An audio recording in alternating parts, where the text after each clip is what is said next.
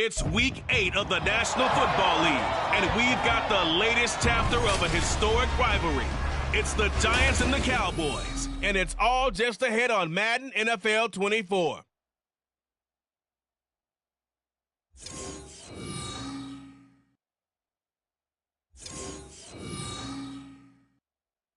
Just a gorgeous fall afternoon in the heart of Texas. No weather to speak of. Sun out, roof open.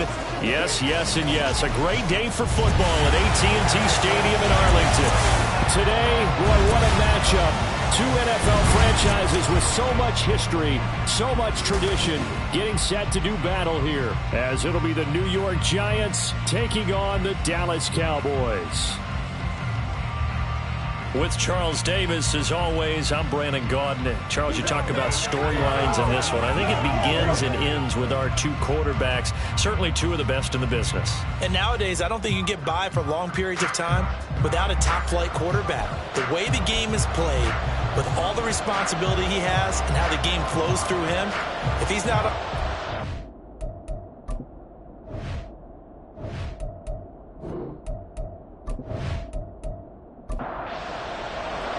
lurching closer toward the midway point of this NFL season, and we're underway on EA Sports. Taken at the goal line. And he'll get it up across the 20 to the 21-yard line. So here are the Giants ready to start their initial drive of the game. And at quarterback from the University of Oregon, it's Justin Herbert. Would you say that last week's performance by him, workmanlike in terms of numbers? One touchdown, one pick, but obviously a loss. Yeah, and that's the bottom line for him. All he cares about is how do we find a way to win the game. Maybe leans on a few other parts of the offense, and hopefully springs a receiver or two free. And he is brought down at the 22 after a gain of 2, and it brings up second down. From the 22, here's 2nd and 8.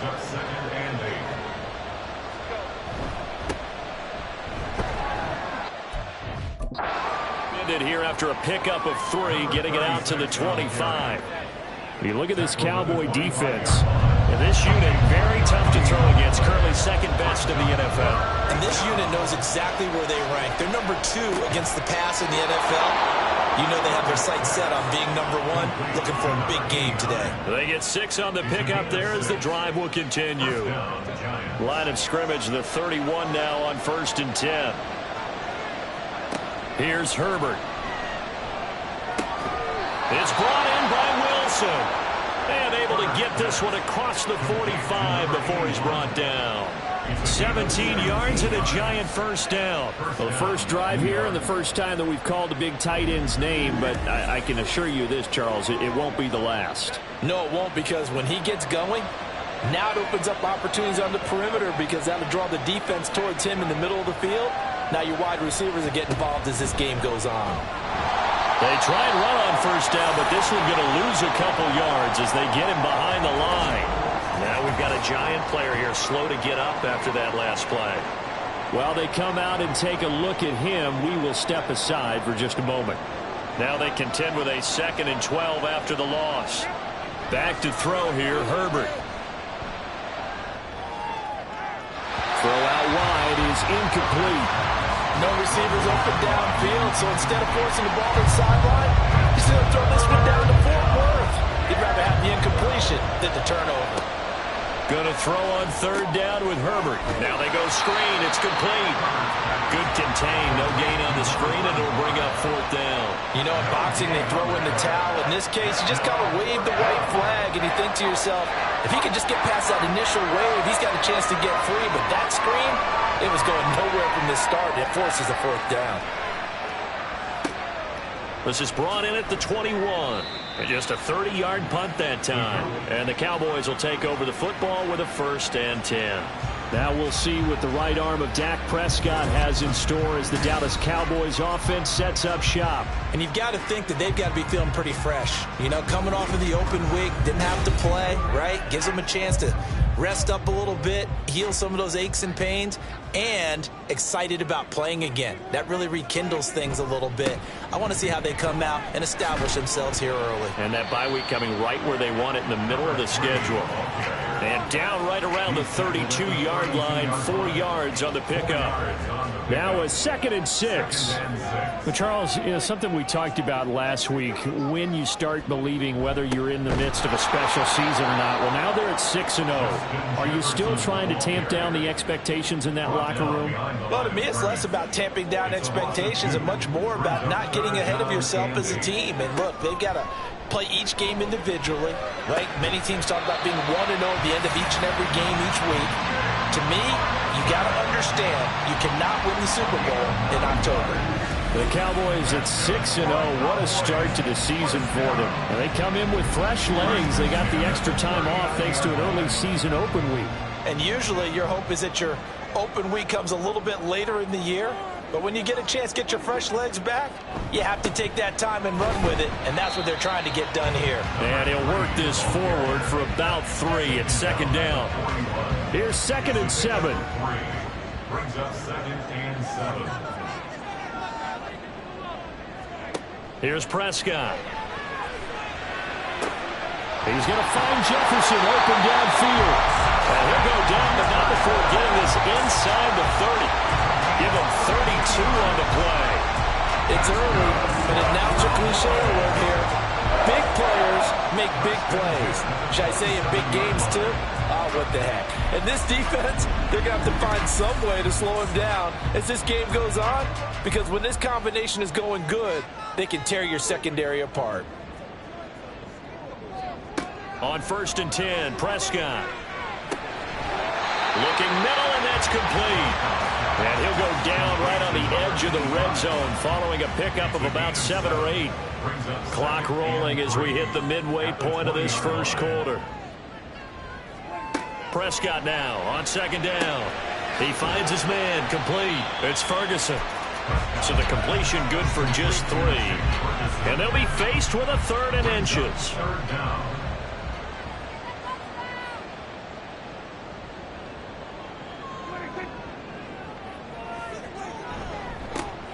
Now a handoff looking right. And he is into the end zone for the Cowboy touchdown. A great effort there.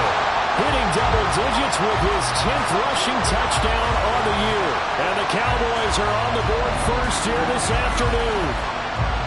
So it's a pretty good season he's putting together running the football. That now 10 rushing touchdowns on the year. And we know this is a passing league, and those numbers throwing the football, they seem to go up and up every year. But there's still something to having a reliable back you can count on in the red zone to bring things home for you. And that's what he's been doing all season long. The extra point up and good by Aubrey. And that makes the score 7-0. And he'll decide to not bring this one out as their drive will begin at the 25. So the Giants getting the football back here for their 2nd drive. The defense got the better of them last series, forcing a punt. See if they make a few changes in the game plan here and try to get points out of this drive. 1st and 10. Herbert on 1st down now. Over the middle, complete. It's Stewart. And he'll be upended at the 28-yard line. Just a 3-yard gain there. Here's 2nd and 7 now from the 28. Herbert now. He finds his man, complete. That's Bradley. He'll be hit down at the 33, 5 yards on the play. Well, hang on now. We're going to pause here. We've got an injured player. Well, the medical staff is going to come out here and take a look, and we will take a short break. They need 2. Here's 3rd down. One back in the backfield. He'll get the carry. And he's got the 1st down yardage before he's brought down at the 42. Got what they needed there. The drive continues with a 9-yard pickup.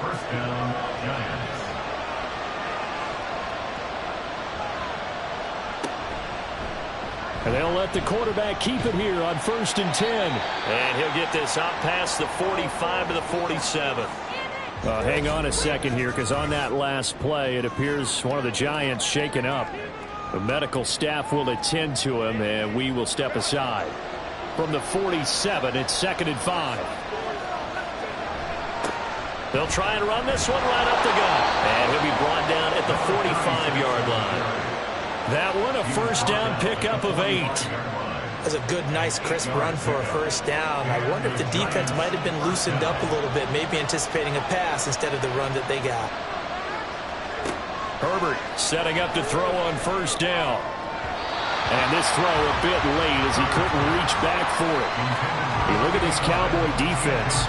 And this unit, very tough to throw against. Currently second best in the NFL. And since this is such a good unit of covering passes downfield, I think that last play is typical of what we might see. A lot of short passes, see if they can generate some run after the catch. But nothing doing on that one. Second catch for him today, and it'll wind up a first down. It certainly feels like there are more stars at the tight end position than there were even 10 years ago.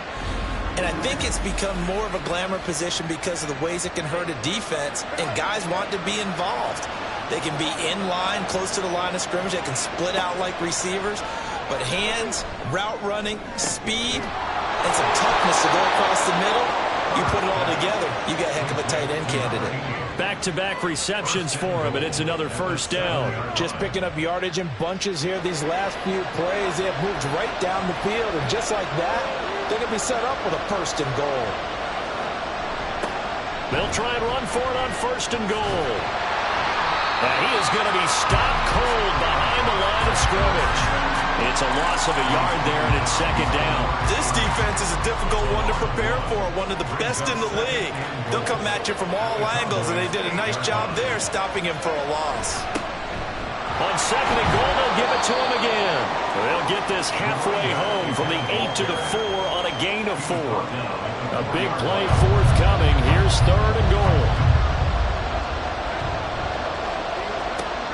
Now Herbert with it, looking to pass. Looking end zone, but it's incomplete. This Cowboy defense looked ready for that third down pass. Brings up fourth.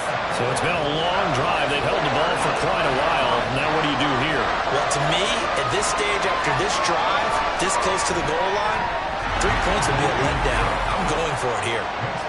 So a long drive gets them down inside the 5, but ultimately they settle for just the field goal. And I have to think that if maybe they were a yard closer, that would have made their decision tougher, and I think they likely would have gone for it. But in this situation, they just decided to take the 3, and I think it was a smart move.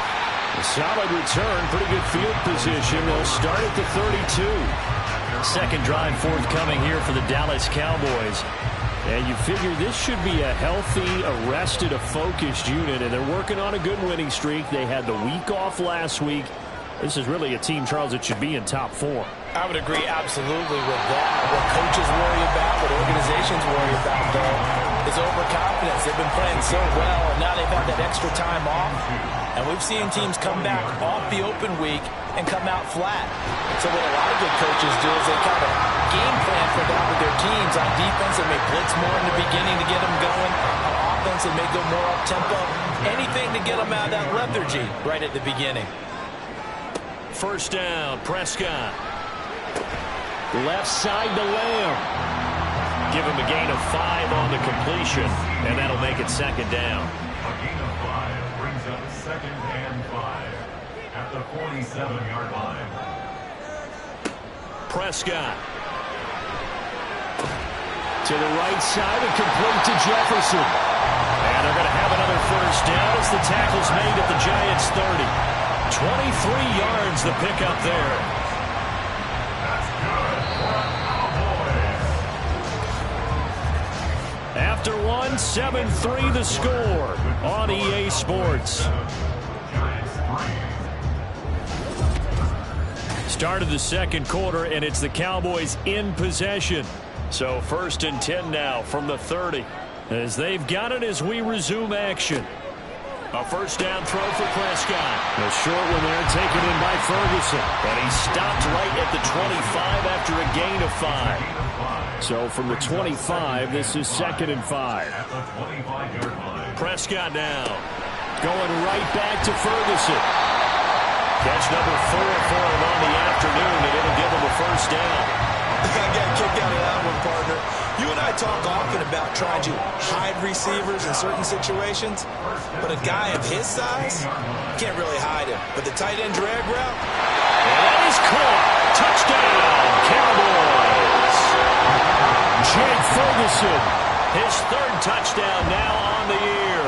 And the Cowboys are able to extend their lead. Aubrey good with the PAT. And that pushes the lead up to 11. The kick team out there for the Cowboys as they run up to send this one away. And he won't return this one. He'll go down to a knee, and they'll start at the 25. New York set to take the field. Their drive last time, it stalled out. They were forced to take the short field goal. And the key phrase, you nailed it. Forced to, because you know coaches look at these short field goals as a last resort, right? To them, that's not how drives are supposed to end. You're supposed to put 6 on the board. That's a consolation prize. Like going to the county fair, you don't get the big stuffed animal on that one, do you? No, you don't go top shelf. That's bottom shelf material. They'll wind up getting 4 there on his own, but it will leave him now with a third down situation. They are in need of 6 yards here if they hope to move the chains. From the gun, Herbert on third down. Work in the middle of the field, and he's got a man complete. And he will have a Giants first down as they're able to get the third down conversion. Yeah, these are the types of plays they're going to need to hit on if they're going to get back into this game. It hasn't been the greatest of first halves, but this is a nice throw here on third down, and they keep the drive going. 2 minutes gone by, second quarter. On first down, Justin Herbert. And that's going to be incomplete. Too tough to hold on to that one. It's second down.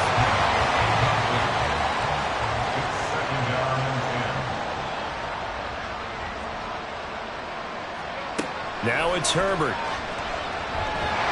And he will go down. A Cowboys sack. Max Crosby blowing up the play and getting the sack. Now that was a passer's nightmare. The front door totally shut down by the defense, so he kept going backwards, hoping to find another avenue of escape. It didn't exist.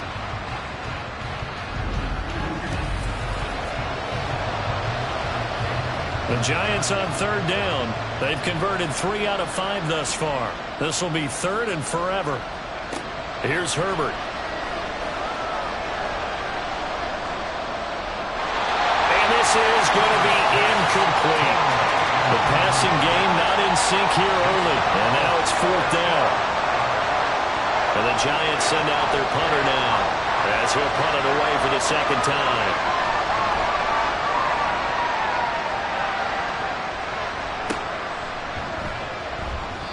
So possession goes over here on the punt. And they will take over first and 10.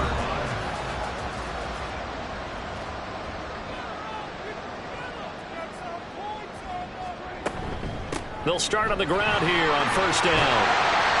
And he'll work this one up to about the 38. And now we're going to get a stoppage. A member of the Cowboys shaken up. So as the medical staff takes a look, we'll step aside. Now 2nd and 3. And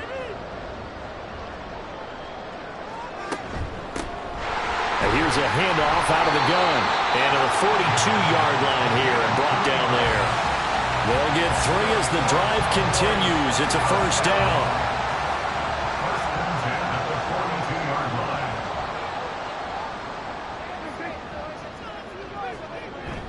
On play action, Prescott. Able to hit his target lane. And he'll work it across midfield inside the 45. Give him 15 there, and the Cowboys have it first. Good strong throw and catch right there. And so far in this game, the alleys have been open for them to get completions, and they're taking advantage of it.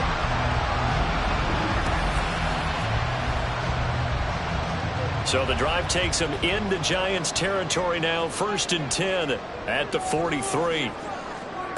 Looking to throw. Prescott. Throwing over the middle, and it's incomplete. Well, he certainly thought he had a window to push that ball downfield, but as soon as he released the throw, the corner was there to slam that window shut. On second down, Prescott again. A short one there taken in by Ferguson. They do get a couple, but they'll be left staring at a 3rd and 8 coming up. They'll be in search of 8 yards here as they hope to convert the first down. They'll throw again. Prescott. And that's going to be too high. Out of bounds and incomplete. I see the surprise in your face there, partner. That is a rare incompletion from him. He's been on point this entire game. He has percentage completion-wise way up, not that time. So they're forced to punt on fourth as this one's away. And this will be out of bounds at the 1 here, the 12-yard line. Here's the Giant offense now as they get ready to take over here. Well, it's been very much a slow start for them. 3 drives and just the 3 points, CD. Yeah, if you're into the points per drive ratio, that answer is 1. And that's not going to get it done in a ball game. They've got to find a way to finish these drives in end zones, not having balls go through goalposts. That's a good way to start the drive. 17 yards and a first down. Certainly no settling into the drive there. They came right out on the first play and attacked the middle of the field for a big gainer and a first down.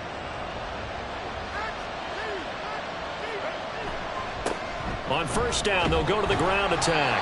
And he'll take this up near the 35, maybe the 34. DeMarvion Overshown, the one to bring him down.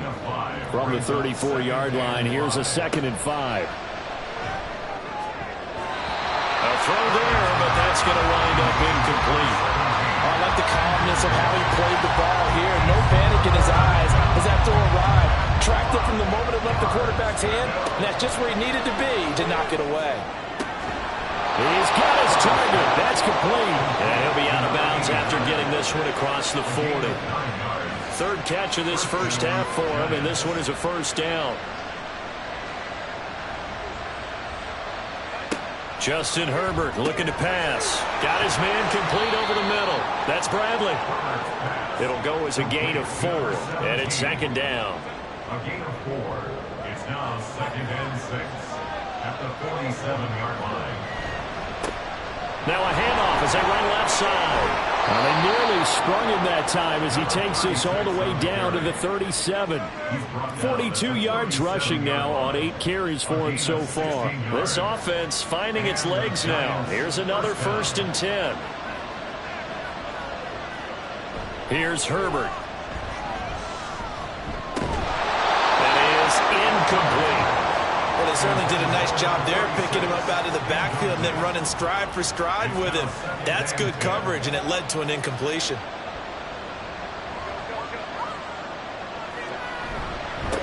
On 2nd down, they'll run it here. And for a 2nd straight play, that Cowboy defense gets him to the ground behind the line of scrimmage. It'll go as a loss of a yard, so now they deal with 3rd and 11. Backed up here, tough spot, needing 11 yards to pick up the first. Back to throw here, Herbert. Yeah, to the right sideline, and it falls incomplete.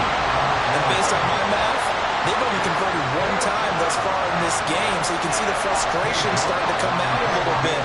3rd downs, they've been a problem for them all game. They've got to start becoming solutions. And he missed it. It's no good. And they will remain 2 scores down as the difference holds at 11. So an 8-play drive gets them down there, but play number 9, that winds up a missed field goal. And they definitely moved the ball well. That's a drive where you hate to come away with nothing. The Cowboys about set to take over on offense. Obviously not the intended goal last drive. They had to punt the football, but still, they've got the lead here, and now a chance to add on to that lead if they can get points on this drive. 1st and 10 upcoming. Brought down on the play by Trenton Simpson. Here's a 2nd and 8. At the 46-yard line. Off the play fake, Prescott. That's down the field for Jefferson. This is caught inside the 15. And he's brought down just outside of the 10 at the 11. A big play here for Dallas. 42 yards. There's no doubt in my mind that not many guys in this league have had the impact that he's had here in the first half of the season. He's been a big play guy from the word go and continues to be one with another one right there. So how about this for field position after the big play? Inside the 15 now as they come up on 1st and 10.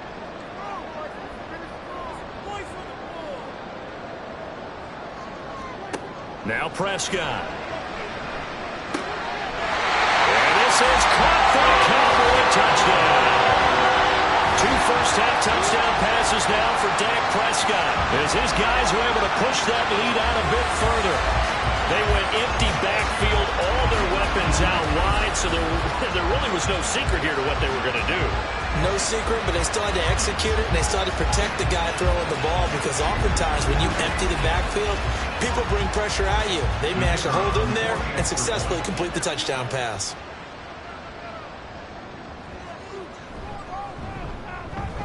Now the extra point up and good by Aubrey. And the lead is up to 18 now.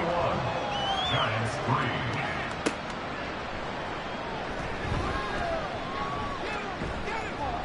And he brings us out past the 20 to the 24. Now out come the Giants. And this, let's face it, an important drive if they're going to get back into this ballgame. Think about going into the locker room down 21-10 as opposed to 21-3. 21-10, a little more optimism, a little more bounce around the locker room, a little more discussion about how they're going to finish this thing off. 21-3, I think discouragement clouds that locker room. Yeah, and I think a touchdown much bigger than a field goal on this drive just to get into the end zone and get that momentum. Back to the air, Herbert on second down. Into heavy traffic, and it's intercepted. And they are going to set up shop at the 32-yard line. Boy, we've seen a lot of mistakes here in this first half, and another there on the interception. Yeah, they're certainly starting to pile up, aren't they? Because, let's face it, we expect a miscue here and there, but they're already down 3 scores and still giving the ball away. If they want to get back into this one, they've got to take care of the ball, because right now the way they're playing doesn't say a whole lot for their chances. Following the interception, here's Prescott. A short one there, taken in by Ferguson. They'll wind up getting 7 on the play, and it's second down. Now that's staying ahead of the chains. Really good pickup on first down, hitting the tight end there. Now brings up a second and manageable. Just found a hole in that zone. Prescott now on second down. And he's got his favorite target yet again. It's complete. And they've got it inside the 10 at the 8. 68 yards receiving now for him in the game. And a first down on that last catch as well. 2 minutes remaining in this first half of football. A chance to really cap off a big first half here as they come up on first and goal. Here's Prescott. And he'll take it into the end zone for a Cowboy touchdown. Dak Prescott. He has career touchdown number 78, tying in with both Eddie George and Frank Gifford on the all-time list. And the Cowboys are able to widen their lead here in this first half. Fielded just outside the goal line. And he'll be tackled just shy of the 25. And the Giants ready to come out now. And we'll see if they can bounce back from that last drive, in particular if they can bounce back at the quarterback position, Charles, after throwing their first interception of the ball game. Yeah, and some guys, you know, they're going to want to try and get a big play right away and take control back. Others, they're going to want to look to hit a couple shorter passes and get a little momentum back that way. But for the defense, that goal's not changing a bit. They want another pick. You're exactly right about that. In fact, you got to watch them a little bit, because in coverage, they may cut down their gaps a little bit, maybe their splits a little bit, in order to try and get to the ball even faster. Now you've got to hustle your guys to the line and get them set. Herbert on first down now. And his throw here is incomplete. As a defensive back, you have some weapons at your disposal that we don't often talk about. And you can read the receiver's eyes, you can read his hands, and you know that the arrival of the ball is imminent. And that allows you to make a play on it, and oftentimes knock. Oh, everything falling apart now. Another one intercepted. And the Cowboys are going to get it back here just past the 35. Well, it certainly feels like this defensive group has figured this guy out to the tune of a big lead in this one. And you know that he's frustrated with how this game has gone. And now with back-to-back interceptions, he's got to find a way to get out of his own head and start making better plays. The Cowboy offense going to head out now late in this first half. And with good starting field position and 3 timeouts as well in their pocket, no reason not to try and put a late scoring drive together. Prescott looks to throw on first. And an incomplete pass. That'll stop the clock here with just under a minute to play in half number 1. 2nd and 10. Prescott to throw it. Middle of the field to Jefferson. And he'll be taken down, but not before he gets into enemy territory. Now the Cowboys going to burn the first of their timeouts as the clock shows 50 seconds to play here in half number 1. He finds his man complete. It's Ferguson. 15 more there, and they're on a roll. It's another first down. Let's just call it what it is. This has been a flat-out struggle for this defense all game long. They've really had a hard time slowing them down. And while I'm not big on speeches and guys jumping up and down, they might need their team leader on defense to get in their face right now and light a fire under these guys. They've got to start playing better assignment football and start getting guys on the ground. Prescott yet again. Looking left sideline, it's complete. Touchdown! 3 touchdown passes now for Dak Prescott. And the Cowboys will extend their lead here just before halftime. That score that they just gave up there, that's a tough one for their defense to swallow because they've had a tough time through the first 2 quarters. They really were determined to get a stop there. Unable to do so, that makes their comeback hopes that much more difficult. Aubrey now for the point after.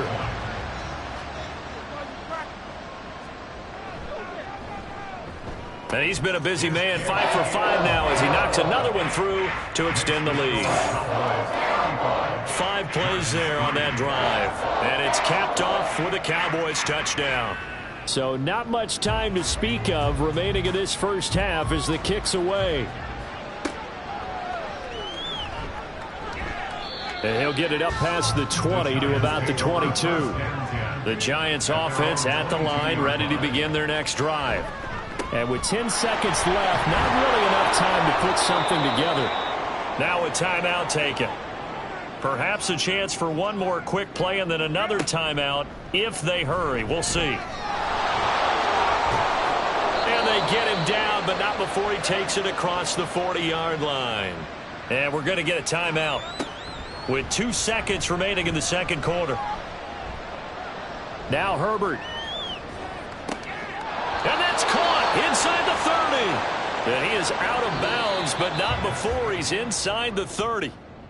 So we have come to halftime here in Dallas with the Cowboys out in front. As we send you on over to Orlando for Jonathan Coachman in our EA Sports Halftime Report. Take it away, Coach. All right, Brandon, thanks very much. Hi again, everybody. Let's get you caught up with what's going on around the league here in the unofficial midway point, Week 8 of the NFL season. We'll begin up at U.S. Bank Stadium in Minneapolis. And this one already a 2-touchdown game as they've just gone to halftime. Jackson Smith-Njigba, 2 touchdown catches in that first half alone. We'll stay in the NFC North as we head down to Chicago to check on the Bears at home at Soldier Field. And they have the lead in that one over the visiting Packers. The Bears seem to be on their way to what would be a good victory. Lastly, let's get out to Jacksonville. See what's happening with the Jaguars at TIAA Bank Field. And that one all even as they play the visiting Bucs.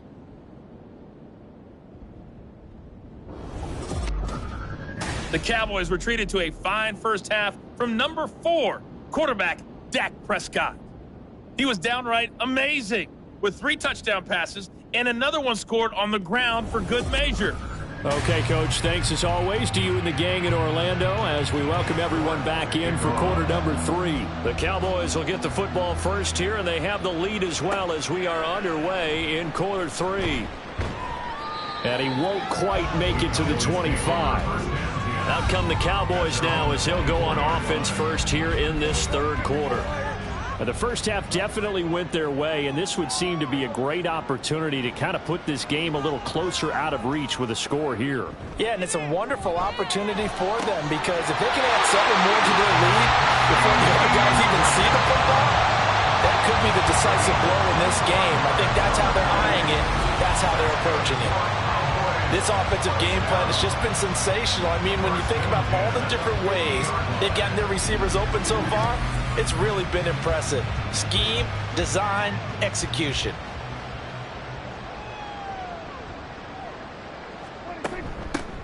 On first down, they'll go to the ground attack. And he maneuvers up the middle for 3, and it's second down. From the 47 now, they work with a 2nd and 7.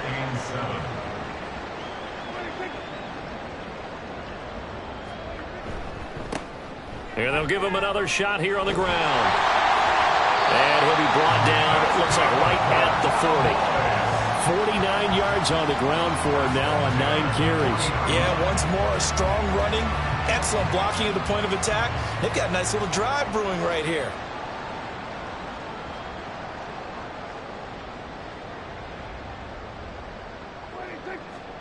Prescott on first down.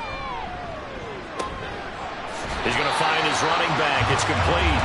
And he gets it down a yard or 2 shy of the 30 before he's out of bounds. From the 32-yard line now, here's second down and 2. One back in the backfield, he'll get the carry. And he'll go down at the 28. 4 yards the pickup, first down. First and 10 at the 28-yard line.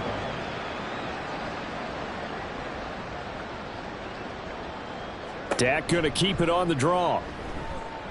There's a nice move.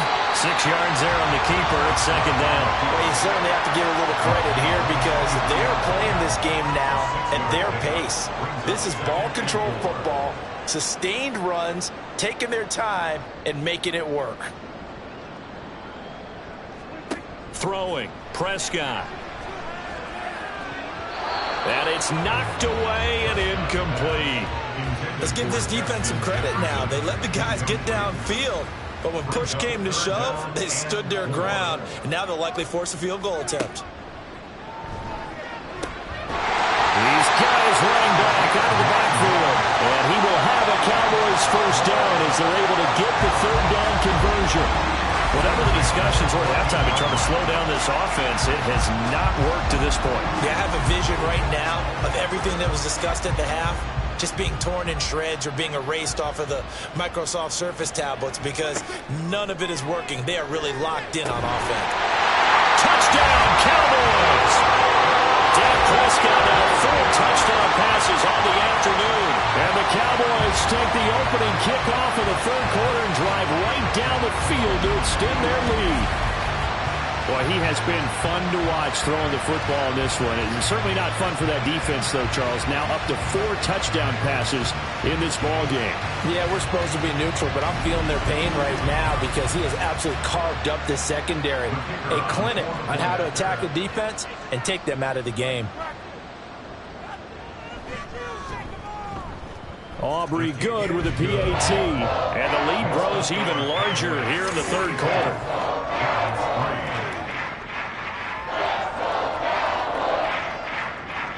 The kickoff team on the field now as they will send this one away. And here comes a return from just beyond the goal line.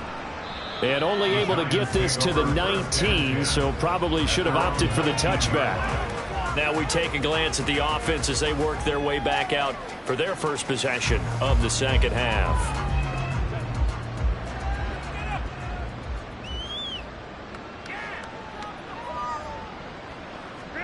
Herbert setting up to throw on first down. Over the middle, complete. It's Bradley. And he'll be marked down at the 26 with a gain of 7. Second down and 3. Brings up second and 3 at the 26-yard line. Hands it off out of the gun. Powers by at the 40. And they'll get it up just short of the 45 at the 44. And hold on here, because on that last run, it looks like we have a player who was shaken up. Hopefully, obviously nothing serious here. Medical staff, though, going to take a peek, and we'll take a break.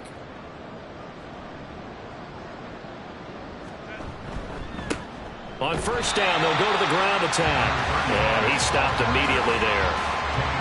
No gain on the play. It'll be second down. Gain on the play. Second and 10 at the 44-yard line. Herbert now. Wilson's got it complete. That'll leave them with a 3rd and 2 coming up. They got 8 yards there. They'll come to the line needing only 2 yards to gain the first here. On third down, they're going to run for it here. And he will have a first down here at about the 40. It's a gain of 8, and it'll wind up moving the chains. Still in search of their first touchdown of the game, but they're on the move. 1st and 10. And they'll keep leaning on the running game. Back to the ground. And a good push up front, and he's able to navigate his way down inside the 30. A gain of 11 on the play. First down, New York. On 1st and 10, Herbert. And he's going to be taken down. Back around the 35-yard line. Max Crosby able to record his 5th sack of the season. Work to be done here on 2nd and 16 after the sack. Now Herbert with it, looking to pass. And he'll protect himself at the end here as he winds up getting pretty decent yardage. Partner was a definite passing down, but he was able to leak out and pick up some good yardage, even though the coverage was excellent. Maybe it's not exactly how they drew it up, but he still got a big chunk of yardage on 2nd down. Throwing for the out route, he finds Wilson. 13 yards, good for a Giant first down. 13 yards. First down, Giants. Herbert operating from the red zone. To the goal line, but it's incomplete. And there's another stop. One of the league's best defenses is certainly bringing it again this week.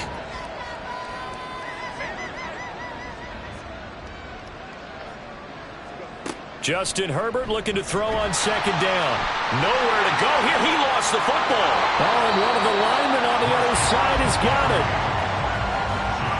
This has been a long drive. You know that defense, they're craving to get off the field. They were able to force it free, but couldn't recover it. Yeah, and on the offensive side of the ledger, they were thinking about how do we punctuate this drive with 6, right? Make it an exclamation point.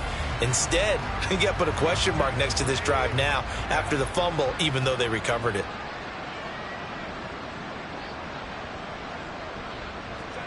Now on 3rd and long, they'll look to throw. Now they set up the screen. That's complete.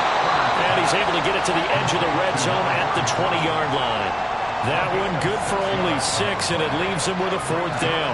And that's a play that's not uncommon on 3rd and long because the offense is just hoping that somehow they can get a guy in space and follow some blockers downfield. Does a pretty nice job there getting a few yards, but he ends up getting stopped before he can get the first down. I'm kind of surprised by that they kicked the field goal. I guess you get some points, but this deficit 3rd quarter, I don't know. Yeah, I don't either. Man, I'm with you on that one. When you're down that much, kicking a field goal, does it feel a little bit maybe waving the white flag and just want to get out of here? Yeah, I think you got to go ahead and try and get some bigger points on the board. And they will wrangle him down a couple yards shy of the 30. And out now come the Cowboys. Well, this offense, this team, they are rolling right now, Charles. They've scored on 3 straight possessions. You look at the scoreboard, and they pretty much right now got this thing on cruise control. Yeah, and this is that time of game where you and I have to be prepared, right? Isn't this kind of like the empty the bucket time where you have to go into your blowout material and make sure we have some different things? That's what we're staring at right now, the way this one is going. From the shotgun, it's Prescott. Now a quick throw there, but it's going to be incomplete. Had to do a double take on that one, Brandon, because so far in this game, we haven't seen many of his passes fall incomplete. On 3rd down, it's Prescott. And that is incomplete. Nice back-to-back plays defensively. They're stacking momentum now. 1 incompletion, 2 incompletion. They're going for more. Here's Ryan Stonehouse now, as he'll kick it away for the 2nd time. That's returnable now for Smith. It'll wind up being a net of 41. 9-yard return, 50 on the punt. And it'll be Giant football 1st and 10. New York set to take the field. Well, we're still in the 3rd quarter, so there's some time to kind of clean this up and make it look more respectable. Now, a win, that's probably gone out the window, Charles, but I don't know. Do you look at this as a time to just improve and maybe start to look towards the future? I think you have to find something to play for, something to grasp onto until the clock runs out. But, Brandon, we've been around this game a long time. This is an outlier. You don't get many blowouts like this no matter how the game looks on paper going in. This one has turned out to be everyone's worst nightmare realized. 9 yards to pick up there, and it's a 1st down.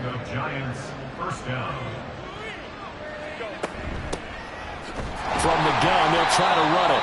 And he is met in his tracks behind the line of scrimmage. 2 yards the loss, 2nd and 12. Well, we saw a lot of negative plays that resulted in plenty of lost yardage in the first half. And that trend is continuing here. Herbert. Looking left side, he's got it, complete.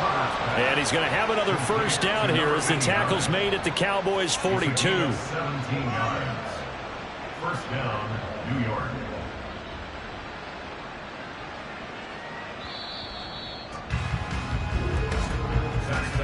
And as they come to the line, they will not be able to get off another play as time has run out on this third quarter. We'll return with more after this break. You're watching the NFL on EA Sports. Back now in Arlington. And this is a blowout so far as we get set for the fourth quarter. A very one-sided affair. And now a throw on first down there, but it's incomplete. And that's another play that's painted the picture of this game overall. It's been a blowout. It's been continually fueled by big turnovers and stops for one side and an inability to advance the ball from the other. Another throw on second down, and this one incomplete as well. The Giants on third down. They've converted 6 times and could use a 7th here. This is 3rd and 10. Now it's Herbert. And a good job on the tackle there as they get him down shy of the first on the 35-yard stripe. Give him 8 yards that time on the scramble, and now 4th down. Thanks to his effort, they now have a big choice to make here. He just ran them into field goal range with that one, so here come the choices. Do they kick it here, or do they trust him to make another big play and possibly get a first down? 4th down for Herbert. Desperation time. Work in the middle of the field, and he's got a man complete. And he's going to get this down near the 20-yard line. So after the conversion on 4th, here's 1st and 10 just outside of the red zone. From the gun, he'll hand this off. Micah Parsons, the linebacker, in on the tackle. Yeah, things were pretty stacked up there in the middle of the line. A lot of bodies, not much space. I think ultimately he was fortunate to get anything out of that run. A second down pass play there, but it's incomplete. That incompletion is not a surprise with the way that this one has gone, and the frustration, the body language is evident everywhere. This team, they've really been put through the ringer in this one. Going to throw on 3rd down with Herbert. Dancing to his left. And down inside the 15, shy of the 10. Herbert able to show his wheels as he gets the first. It's a gain of 10. First down, Giants. And they'll run on the inside handoff. And he is going to be stopped cold behind the line of scrimmage. Officially, it's a 1-yard loss. That's going to bring up 2nd and 11. At the 13-yard line. Justin Herbert looking to pass. Under pressure, and he'll go down back at the 26-yard line. Multiple defenders getting to him there for a huge loss. Guys with his talent in the pocket aren't supposed to be getting hit like this, and you know an intense conversation with the offensive line is going to occur after this one. Might not be from him, but the offensive line coach will have plenty to say about this game. Need something from deep in the bag of tricks here after 1st and 2nd down went backwards. It's 3rd and very long. Here's a handoff out of the gun. And he's going to take this one down to about the 23-yard line. Just a gain of 2 there, and it's going to bring up a 4th down. Seems pretty obvious defensively a key was stopping the run game. How have they done it so successfully? To me, it seems that these guys really did a nice job of paying attention during the scouting report meeting. And you know, on Herbert, his 3rd interception. Picked off by DeMarvion Overshown. And the Cowboys are going to get the ball back on the turnover as they hold on 4th down. So Prescott and the Cowboys now with a 1st and 10 at their own 17-yard line. They'll start this drive out on the ground. And he's tackled a yard short of the marker. Good gain of 9 on 1st down. Brandon, I've got to think this offensive line has got some smiles on its faces. And I know it sounds crazy, but they practiced for this back in training camp. They knew they'd be in situations. There'd be extra defenders in the box coming after them, trying to keep them from locking down a game. Right now, they want to show the world they're up to the challenge. 81 yards rushing for him so far as his terrific season continues here. Back-to-back good plays have him on the move on first down. Here's a give up the middle. And he is met in his tracks behind the line of scrimmage. 2 yards the loss, 2nd and 12. When this offense gathers to watch the tape, they're going to like a lot of what they saw. They put up big numbers, but they might fast forward through that last play. Oh, there won't be any fast forwarding, partner. I've sat in those sessions before. You end up spending more time on the bad plays than you do on the good ones. It's just the nature of coaches. But I know sitting in that room, when you've had a big game, the night that they've had, you don't want to hear that. You just want to focus on the good stuff. And a pretty athletic run right there as he's going to get this down inside the 40. Give him 18 on that one, and it's a Dallas first down. It carries like that. That's how they're going to continue to salt this thing away here, Charles, in the fourth quarter. Yeah, how about that? A new set of downs. Clock continues to move. No better way to close out a game than to tap those mastodons you have up front and say, guys, keep pounding them. Let's keep the ball, keep their offense on the sidelines, and let's close this one out. Just a yard on the first down carry, so it's 2nd and 9. A gain of a yard brings up 2nd and 9.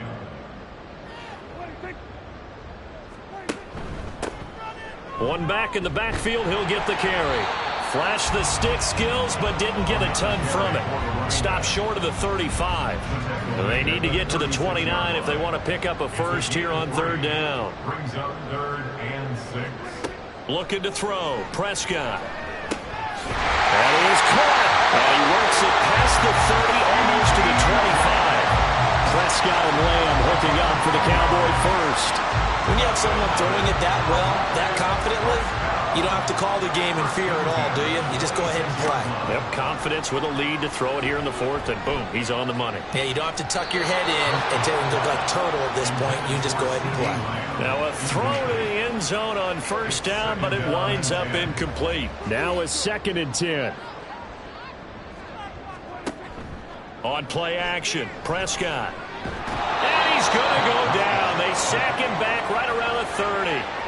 Call it a loss of 5, a big sack to bring up 3rd down. Well, on that one, they go with a play fake, CD, but I don't think anybody really was fooled. All eyes were fixated on the quarterback, and they got him to the ground. And to run this play successfully, you've got to make sure that everyone is doing their part. You actually have to sell this play. You've got to sell the run action. Otherwise, why do you stop at the running back? You just run straight for the quarterback and put him on the ground. They'll try and run some clock here as they keep it on the ground. Now we've got a giant player here slow to get up after that last play. Well, now they're going to come out and take a look at this injury, and we'll be back in a moment. So on 4th down, Prescott off, and on is Aubrey for the Cowboy field goal. And this one is right down the middle. So he's been automatic to this point of the season, and he connects on the field goal there. And what a luxury it is to have a kicker you can depend upon, partner, because he hasn't missed all year long. Converts on that one as well. And kudos to you. You didn't jinx him. This taken in at the goal line. Here's the Giant offense now as they get ready to take over here. And you see a lot of frustrated faces as they are inching closer to a 4th straight loss. Trying to shake off the interception. He'll look to throw. Quick slant here to Smith. So the completion good for 6 yards. And that'll bring up 2nd down. Brings up 2nd and 4 at the 28. Back to throw here, Herbert. And a completion to Wilson. And they get him down, but not before he takes it across the 40-yard line. A gain of 12. First down, Giants. On first down, Justin Herbert. He finds his man, complete. It's Bradley. And he'll be taken down, but not before he works it past the 50. So from Cowboy territory now, here's 1st and 10 at the 47. Here's Herbert. Oh, it's a screen pass. That's complete. And a 5-yard gain gets him to the 42. Just 2 minutes remaining here in the fourth quarter of what has been a one-sided affair. So it's Giants football here as we welcome you back. Now 2nd and 5.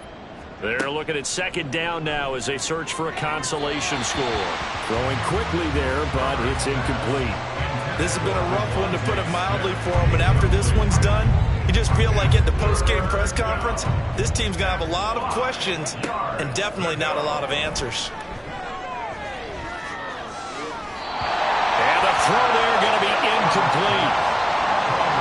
As this one moves towards its conclusion, another incomplete pass there. Thoughts on the secondary?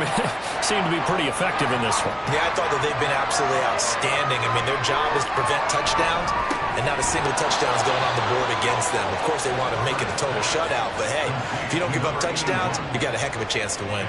So now following the roll of the dice, they've got a 1st and 10 inside the 35. Here's Herbert. Looking for his running back, and he's got him. And he is out of bounds inside the 30. That's good. The completion there for 7 yards, and it'll be 2nd down.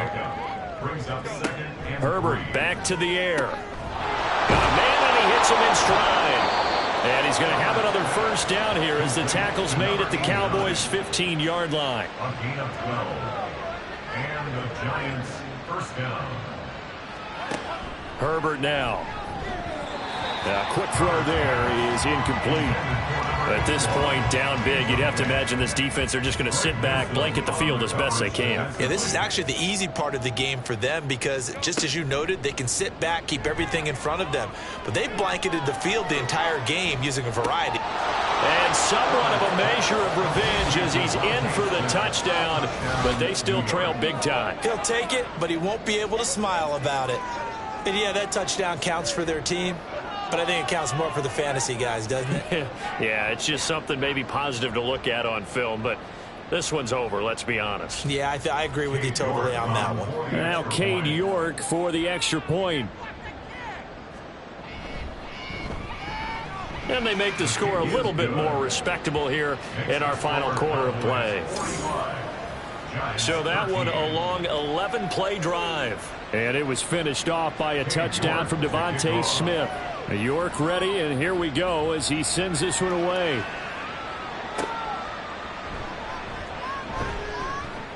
And he returns this to the 22. And now Dallas gets set to take the field.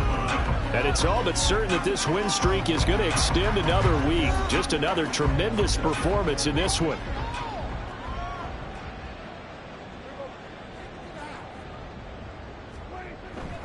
They'll start on the ground here on 1st down. And he's got it past the 30 before he's hit and dropped. 112 yards rushing for him now as he's done it on 19 carries. No doubt those are the types of carries they're looking for here, Charles. The lead in the fourth quarter. This is when coaches that have a reliable running game, they breathe a little easier on the sideline. Yeah, they love the idea that they can take the air out of the football at this point of the game. That means they're really counting on that offensive line, counting on the runners, taking care of the football. Because you're going to tell your quarterback, hey, no time to be a hero. We're not going to throw it here. Just eat up that clock. And if you have the ball, they can't score. Charles, a lot of happy faces heading into the tunnel as this one ends, and understandably so. Not only did they get the win, but boy, their offense was on fire in this ball game. And, partner, I have no idea what the top speed is on one of those high-end sports cars. What's the top gear you can get into? This offense, they certainly were there in this one, huh? Everything clicking for them in this contest, the kind of performance that they're going to cherish. So for the Cowboys, their winning ways continue as they get it up to 7-0. And they'll get to stay put for a few days as they'll host the Chicago Bears next week. Meanwhile, for the Giants, they drop back to 500 now at 4 up and 4 down. And they'll look to get back in the winning column next week as they head to Philly to face off with the Eagles. And for Charles Davis and our entire crew here at EA Sports, I'm Brandon Gaudin saying so long, everybody.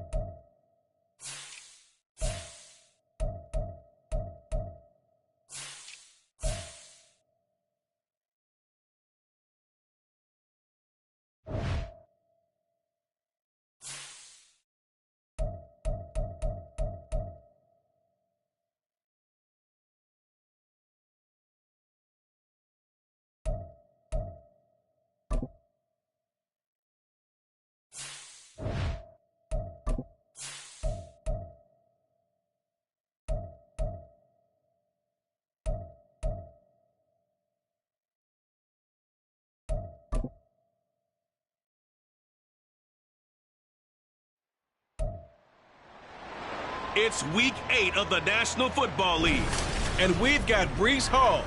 He really helped drive them a week ago with a 3-touchdown game. It's the Ravens and the 49ers, next on Madden Football.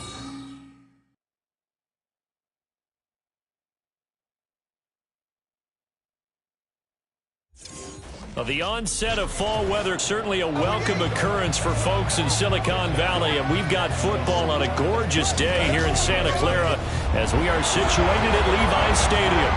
Today we've got a Week 8 matchup on tap here, as it'll be the Baltimore Ravens taking on the San Francisco 49ers.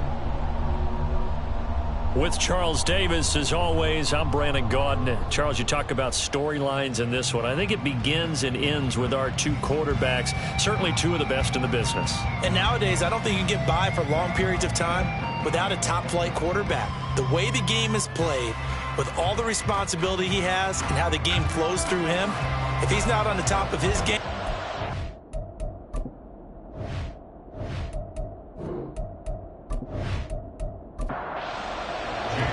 lurching closer toward the midway point of this NFL season, and we're underway on EA Sports. From a yard or two deep, here comes a return. Pushing his way. And he'll be brought down shy of the 20, so the decision to bring it out of the end zone, not a good one. The Ravens offense going to work, and as usual, it's Lamar Jackson, the former MVP of the league, at the helm. and there's a lot of good to watch in the game last week. He threw 4 touchdown passes. A little bit of concern throwing the 2 interceptions. Yeah, the 2 pick. Yeah, you want the ratio really to be closer to 3-1 as opposed to the 2-1 that he had, but it is something to build on. They did get the win, didn't they? Yep. Now Hall to start the drive. And he'll manage to pick up about 4. It's second down. And here, Charles, is a look at the inactive, some of the guys that are out today due to injury. Yeah, and this is where the preseason work comes into play for some of those backups. It's not just them getting some experience on the field, but preparing each week in practice as if they were going to play. And when you have guys like that on your team, you've got a chance for success when the injury bug hits. That one, a first down pickup of 8. Well, there's plenty of real estate for him to maneuver on that run, and let's face it, it shouldn't be a surprise. He's one of the better backs in the league. Had to come into this game with the idea, slow him down, otherwise it's going to be a long afternoon. Throwing on first down, but this one winds up to be incomplete. Here's second and 10. So, Charles, offensively, this group really playing at a high level, 7-0. We're still a long ways from discussing a potential unbeaten season, I think. But to use a golf expression, no blemishes on the card, at least to this point. Yeah, unlike my teenage years where there were blemishes everywhere, the dermatologist was on speed dial. But I do think that they're going to have to start answering questions about this start if they keep winning games. You and I both know, we in the media, we'll start to obsess about it and wonder, can they take it all the way to an undefeated season? Lamar Jackson, such a threat with those legs, able to improvise and get the first. He's a talented runner, and that means he's always looking for bigger and bigger gains when he takes off.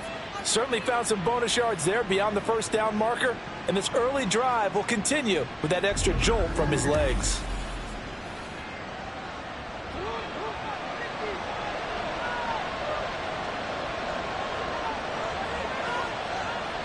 From midfield now, here's Jackson. That's caught. It's Sam Laporta. And he'll go down, but not before getting this inside the 30. 22 yards on the catch and run, a first down. But when you hit him on the move like that, and he's able to get into open field with a full head of steam, oh boy, it's going to be tough to get him down. Yeah, there was a big window. They're lucky they did get him down. Jackson hit, and he lost the football.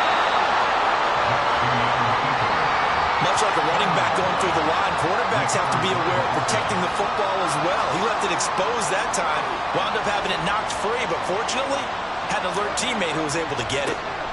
Now Jackson. Over the middle and taken in by Laporta. And the Ravens are going to be set up with a first and goal coming up as they get him down at the 6-yard line. First and goal, a chance for an early statement here on the road. They'll run with Hall.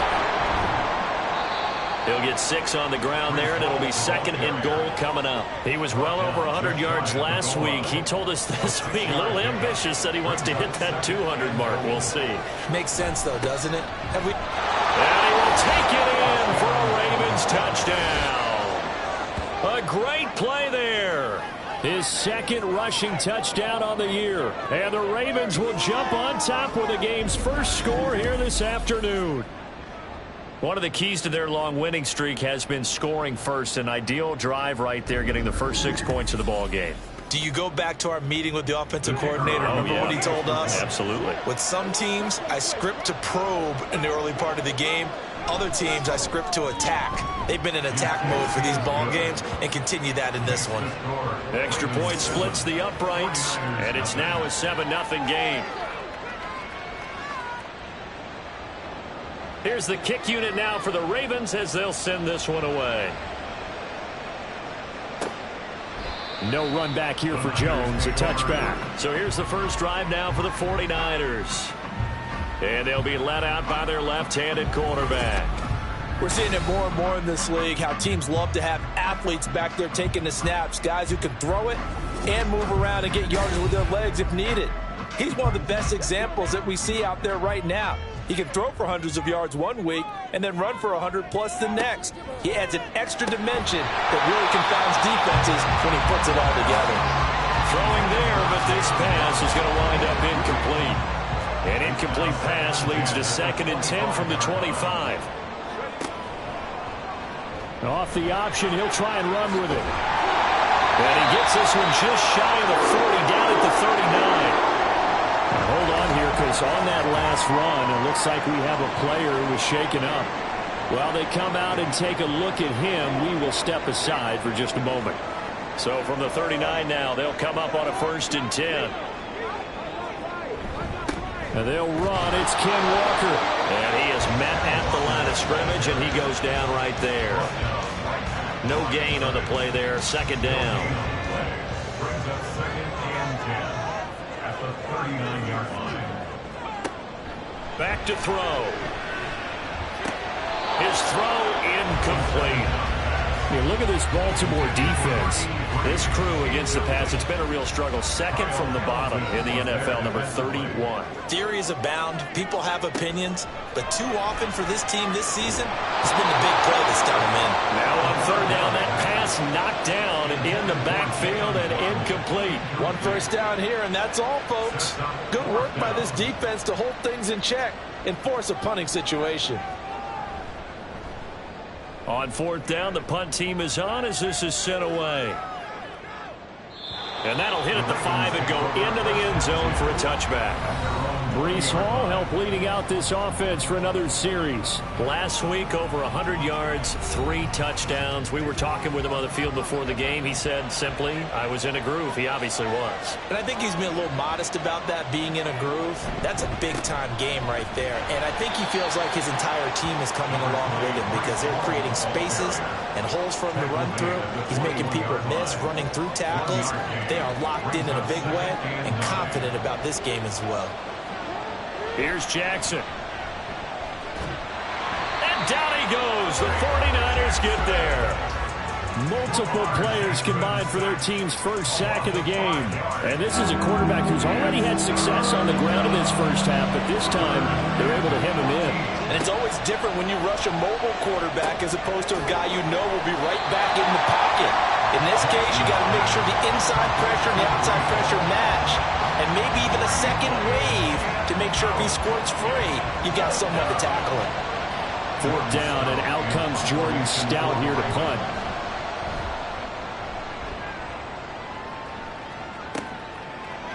Dances by him. That'll be a 49-yard punt, 6 yards there on the return. And the Niners will go on offense, 1st and 10.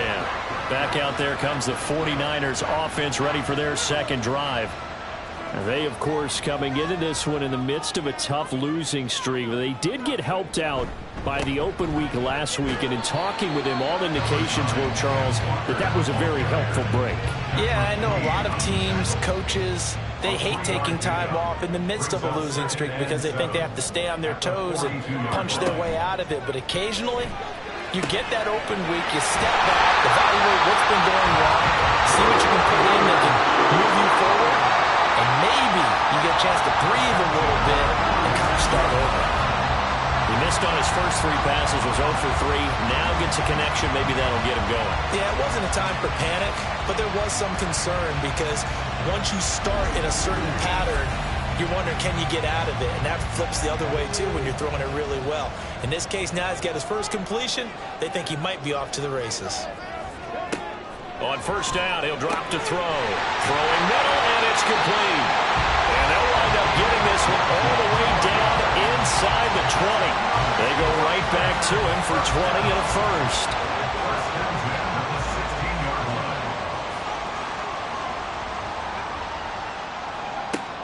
From the shotgun, he'll look to throw.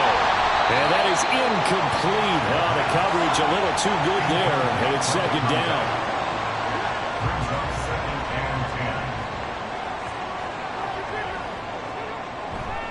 Trying the left side with Walker. And he's going to be met at the line of scrimmage and taken down. Officially nothing on that one, no gain, so they're left with still 10 to go on third down. They'll set up to throw. And that nearly intercepted.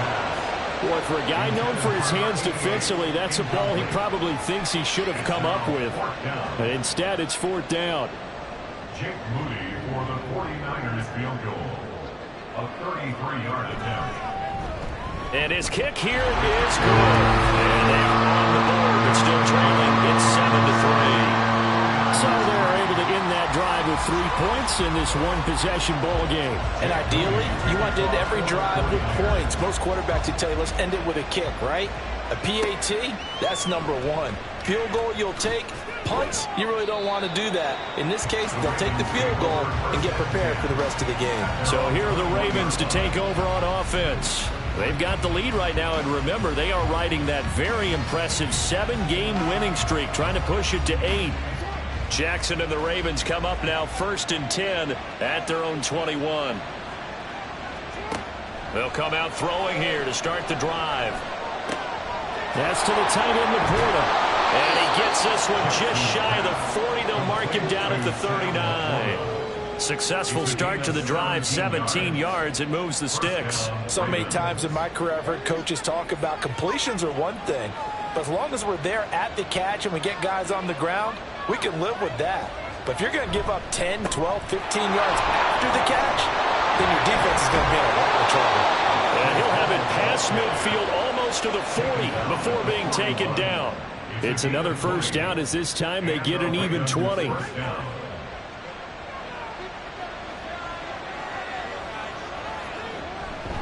On 1st and 10, it's Hall. And not a whole lot of room to operate there on the first down run. He gets maybe 3. And they'll come up 2nd and 7. Brings up 2nd and 7. Jackson. A little short pass here taken in by Laporta. So no gain on the play. And now 3rd down and 6 to go.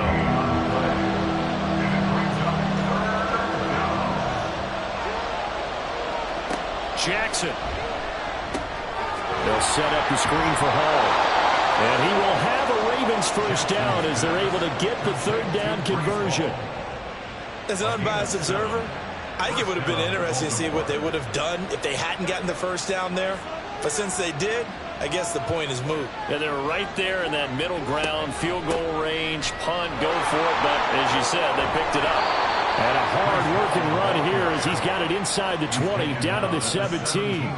56 yards rushing for him as he's got the afternoon off to a great start. So from the 17 now, here's a 1st and 10.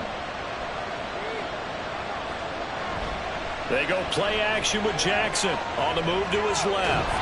And he can't get rid of it. He's taken down.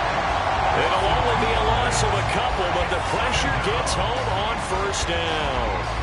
It's interesting, partner, that most defenses try and guard the 35-yard line actively because they think the way kickers are nowadays, about a 52-yard field goal, they're kind of giving up points. But you get even deeper into territory, you get into the red zone, they're going to guard it even more, which means more pressure, more blitzing. After one, 7-3 the score on EA Sports. Raven football here as we begin quarter number 2. The Ravens on third down. They've been okay, 2 for 3 thus far. This is 3rd and 8. Jackson now. Pass taken in by his big tight end. And the Ravens are going to have 1st and goal as they try to finish off this drive with 6 points. And in a lot of ways, that catch is expected. Red zone presence, and that one was realized there. You've got to find your tight end in that situation.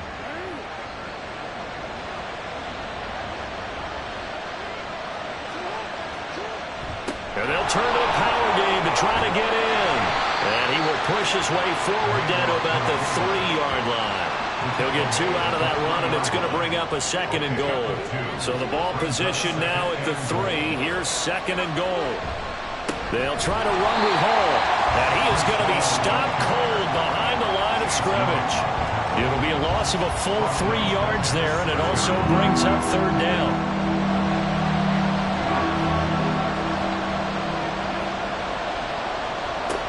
Here's Jackson to throw. Flushed out right. Oh, he stays up. And he will not make it back to the line of scrimmage as he's going to be taken down. Nick Bosa make that now 8 sacks for him on the season. That's quite a stand there defensively. A huge sack on 3rd down, and that's going to force him into a field goal attempt. And this one is right through. Well, I don't know if they would have gone for it on 4th and goal anyway, but the sack on 3rd down pretty much made their mind up for them. You're exactly right about that, and this is a tough place on the field to take a sack because, as you just noted, it took the decision-making away from them. Now they have to go for a field goal instead of potentially going for it. And able to get this across the 20, but not much further as he's dropped it to 23-yard line. San Francisco set to go on offense once more. Just a lone field goal for him so far, trailing 10-3 as they come up 1st and 10. They'll run with Walker to begin the drive. And he'll be corralled right around the 34. The drive starting with a 1st down, 11 yards on that pickup. For a lot of guys playing this game, there's no better feeling than running right through a tackle. He's able to lower his center of gravity and churn his legs for a really nice pickup. They'll look to throw here on 1st down. And a quick throw here, that's complete. And he'll be out of bounds after getting this one across the 40. From the 41, here's 2nd and 3. Brings up 2nd and 3. Off the play fake, he'll look to throw. He completes this to Walker. And he'll be out of bounds up near the 45 at the 44. Now a pause, and there's an injured Raven in need of some assistance. The medical staff is going to come out here and take a look, and we will take a short break. Now on 1st down, he'll drop to throw it. And that is going to be incomplete as he led him a bit too much. Nice progress down the field, was halted by that incompletion. They could try for some safe yards here to get things moving again, or keep throwing it and pushing it downfield to try and pick up bigger yardage. Meanwhile, the throw here is complete. And he's able to get this to the 40-yard line before he's out of bounds. Waddle's first catch, good for a 1st down. Well, that certainly has to feel good. It's not all the time that the play caller should get all the credit. Sometimes I think in the huddle, the quarterback just says, hey, who's going to make a play for me? I just need something right here. And the end result there, nice 1st down. Drive keeps moving. This offense finding its legs now. Here's another 1st and 10. Again, he'll drop to throw. And he goes down. The Ravens able to get to him. David Ojabo coming in hard that time on the blitz, and he gets him down. It's a loss of 4. 2nd and 14 as they've got work to do here after the sack. He's going to use his legs here. He'll wind up getting 3 on the keeper there, but it leads to a 3rd down. Anytime you decide to use your quarterback as a runner, most of the time when you design a play, you're expected to break a little bit bigger than this one, because when you run him on short gains, your risk-reward and him taking hits, I'm not sure that's the payoff they were looking for. Now throwing on 3rd down there, but he cannot connect. Problems on 3rd down so far in this 1st half. Relatively small sample size, but they're now 0 for 3. And the average in the league, somewhere around 40% on 3rd down for offenses. So what's the answer to this? Either convert them or don't get the third down in the first place. Get your big chunks of yards on first and second down. Maybe a little fortunate there. That was leaking a little, maybe leaking a lot, but he got it. Yeah, he actually was able to make it work. How about the body language, though, right? As he watched that ball leak to the right, trying to bring it back in, and had just enough to get it done. And he won't return this one. He'll go down to a knee, and they'll start at the 25. Breece Hall helped leading out this offense for another series. And he's well on his way to a 100-yard game. He's already more than halfway there. We're only in the second quarter.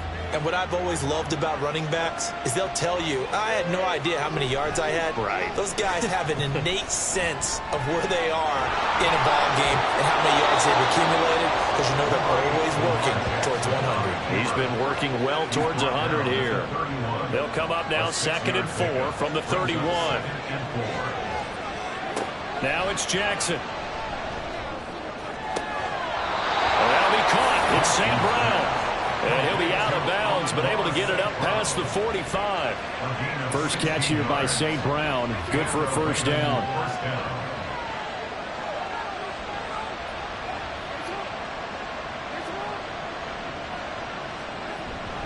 Handoff, running left. Here's Hall. And he got blown up. Losing yardage on the play back at the 44. Call it a full 3 yards in the wrong direction there. Brings up 2nd down.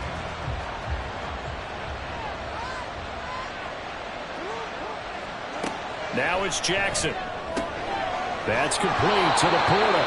And this will move the chains again as the tackle's going to be made at the 49ers' 43. So on the other side of the field now, it's 1st and 10 as they've got things rolling on this drive. They go play action now. Jackson. That's complete. It's Zay Flowers with it. And past the 35, he'll be dropped a yard or two shy of the 30. From the 32 now, here's 1st and 10. Jackson from the shotgun. To the right side, into the hands of Flowers.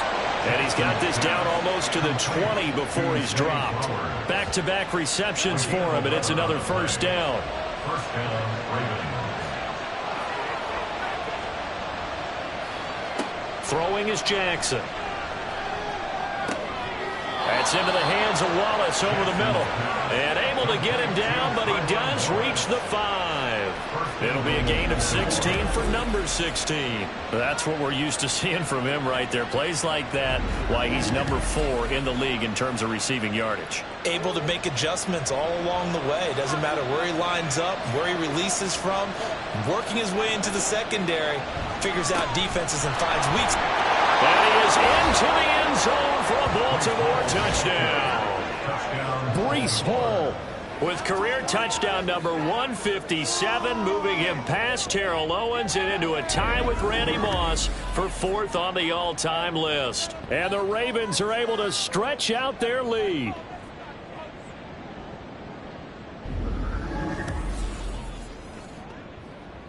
Extra point attempt to follow here.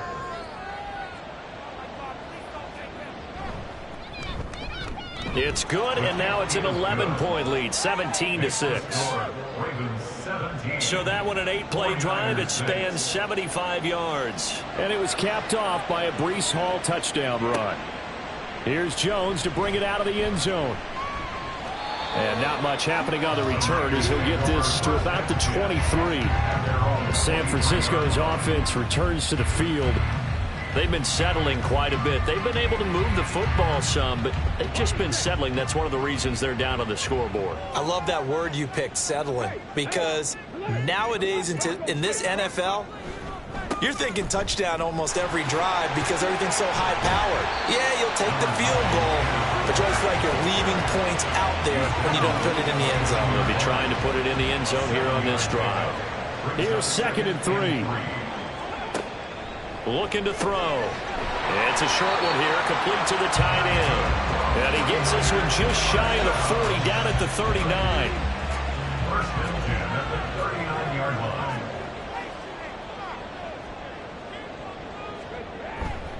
Walker now on 1st and 10. To the 43, 2nd down. I feel like I could see what he was thinking on that carry. Wanted to follow that big tackle through the hole. Ended up only getting 4 yards on the carry. I think he had designs on that one being bigger. Sticking with Walker on second down. And he'll get this up past the 45 to the 47. Give him 4 on the carry, and it'll make this a 3rd and about 2. And we've hit the 2-minute mark in this first half of action. Coming up at halftime, I'll go from one personality, that's you, Charles Davis, to another one in Orlando, the coach.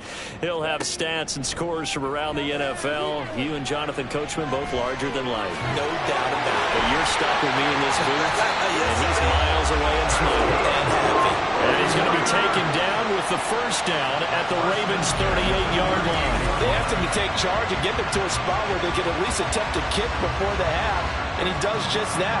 Didn't trust what he saw downfield, so he took it upon himself to get them into field goal range using his legs. That's coming through with a play they needed in a big spot. So here's a 1st and 10 at the 38. Now they'll switch it up here and look to throw. On this one, incomplete. The pressure got to him as he released it, and it's 2nd down. He was covered by Patrick Queen.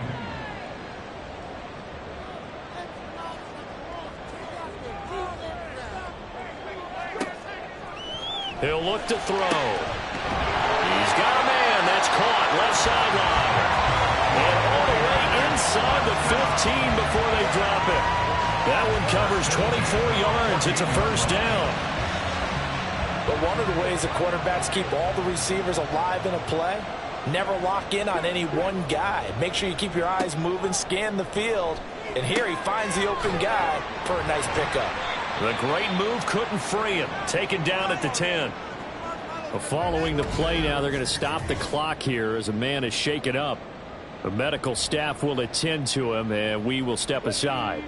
7 yards left for 2nd down. Ball at the 10. They'll stick with the passing game as he looks to throw. And that falls to the ground, incomplete. A nice job of bodying him up defensively, and now it brings up 3rd down. Back to throw again. Toward the end zone, but that's going to wind up incomplete. Fine work by the Baltimore defense to help bring up 4th down. Another good drive, Charles, but it looks like another that might end in a field goal try. They've made some nice plays. They've given themselves opportunities, but as you noted, another field goal attempt coming up. And that's not how they want to end drives. They've got to figure out what's the final touch that they need to push it across the goal line. Yeah, still yet to find the end zone. So he's been a busy man here in this first half. That's 3 field goals for him now. And not just 3 field goals, but 3 for 3. So even though the offense has struggled a bit putting it in the end zone, they've still been able to come away with points due to his leg. The Raven offense going to take over late in this first half. And we'll see how this is played. Offensively, they've got the lead. Not a whole lot of time left. What do you think, Charles? Well, it's tempting to try and add to your lead, but a mistake there, that can change things in a big way. I say go ahead, take the knee, get on out for the half. The Ravens going to use the 2nd of their timeouts as they'll stop it with 27 seconds remaining here in the 2nd quarter. And he'll find Hall. Ravens going to use their 3rd and final timeout. And with halftime on the horizon, they'll be out of timeouts from here forward. And I like the idea here. Get the ball in his hands, even if it's in the passing game. 3 catches a week ago, and he does a nice job here to pick up yardage. Throwing on 1st down, it's Jackson. And that is incomplete. So 17 seconds now on the clock here. An incomplete pass on 1st down. That leads to a 2nd and 10. Here's Jackson.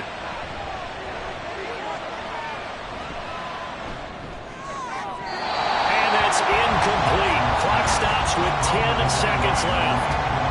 Not only did he have a chance to scan the field there, it felt like he had a chance to scan it twice. The protection was that good. Unfortunately for him, the coverage downfield, equally good. And this is off target to the left. Didn't get there anyway. It's no good. And this will stay a 1-score game as the lead holds at 8. One of the few things that hasn't gone right in this first half. They had a chance there for late points, but this one winds up off the mark. kick is good. Well, Charles, the NFL record is 66 yards. That was 5 shy of that, but only a handful of guys have ever connected from 61 or deeper, and he can add his name to the list. Yeah, more and more guys are trying it. That doesn't mean the success rate has gone up. That is a long kick. Guaranteed, when he turns on his phone after the game, a ton of congratulatory texts will be awaiting him. So we've come to halftime in a 5-point game. As we'll send you eastward to Orlando, standing by with that EA Sports halftime report now is Jonathan Coachman. Take it away, Coach. All right, Brandon, thanks very much. Hi again, everybody. Let's get you caught up with what's going on around the league here in the unofficial midway point, Week 8 of the NFL season. We'll start our tour out in the City of Angels, Los Angeles. And it's the Rams who are out in front as those teams approach halftime. The Rams looking to sew that one up, and they look to be in pretty good shape. From there, we head east to Minnesota to check on the Vikings at home at US Bank Stadium. And they were losers in that one as they fall to the visiting Seattle Seahawks. Jackson Smith-Njigba leading the way with 3 touchdown catches. Lastly, we're off to the Rocky Mountains, Denver, Colorado. See what's happening with the Broncos. As you can see, the score there in the second quarter. Josh Palmer, a touchdown reception. We were treated to a solid first half out of the running back, Breece Hall. He wound up finding the end zone on a touchdown run to help give his guys the advantage here at the break. Okay, Coach, thanks as always. This one's still anyone's game as we welcome you back for quarter number 3. Jones now on the return. And he'll go down as this drive will start at the 25-yard line. Here comes the 49ers offensive unit as they'll have it first to begin this third quarter. But, Charles, we saw a pretty entertaining first half, close ball game. Remember there toward the end of the second quarter, the opposition scored to take the lead. Now we'll see if these guys can get a score of their own to regain that lead. Yeah, they want to have that type of a response, don't they? Because they want to find a way to take control of this ball game one more time. Gauntlet's been thrown down. They want to see if they're ready to answer it. 2nd and 13. And that'll be incomplete. Took a pretty good shot as he tried to pull that one in. Couldn't hang on, 3rd down. And not an easy spot here. They'll be in search of 13 yards to try to pick up the first. That's caught. Waddle on the left side. And he'll be stopped at the 27-yard line, well short of the first down marker. They'll give him 4 yards there, and that's going to make it 4th down. Here comes the 49ers punter now, as he's on here to punt it away.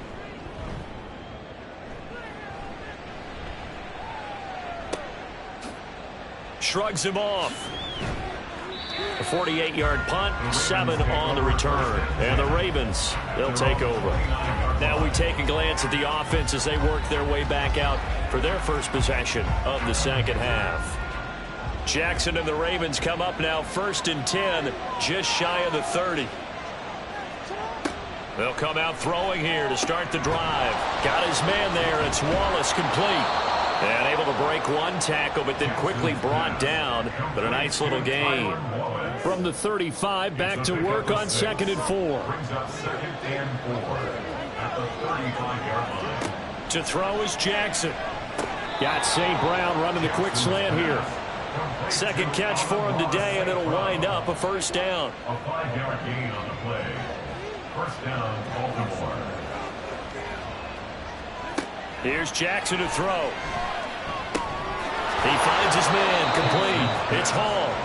And he'll be brought down just shy of midfield at the 49-yard line. And that's good for a pickup of 10 yards. And that'll leave him with a second and just a few inches left.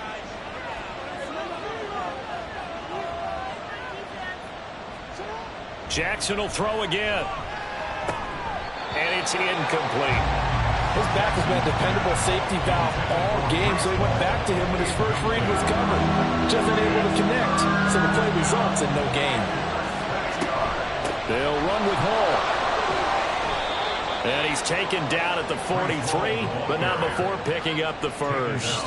63 yards rushing for him now as he's run it 11 times. So far this season, this is an offense that's proved its ability to move the football. I mean, they're in the top 5 in the NFL in picking up first downs, and they get the conversion here. And I think a lot of that is due to how they win on first and second down, because that leaves them third and short, third and manageable. A lot easier to pick them up then, isn't it? They work now on 2nd and 9. Now Jackson. Looking left side, and he's got a man. That's Wallace. Now a pause, and there's an injured Raven in need of some assistance. So as the medical staff takes a look, we'll step aside.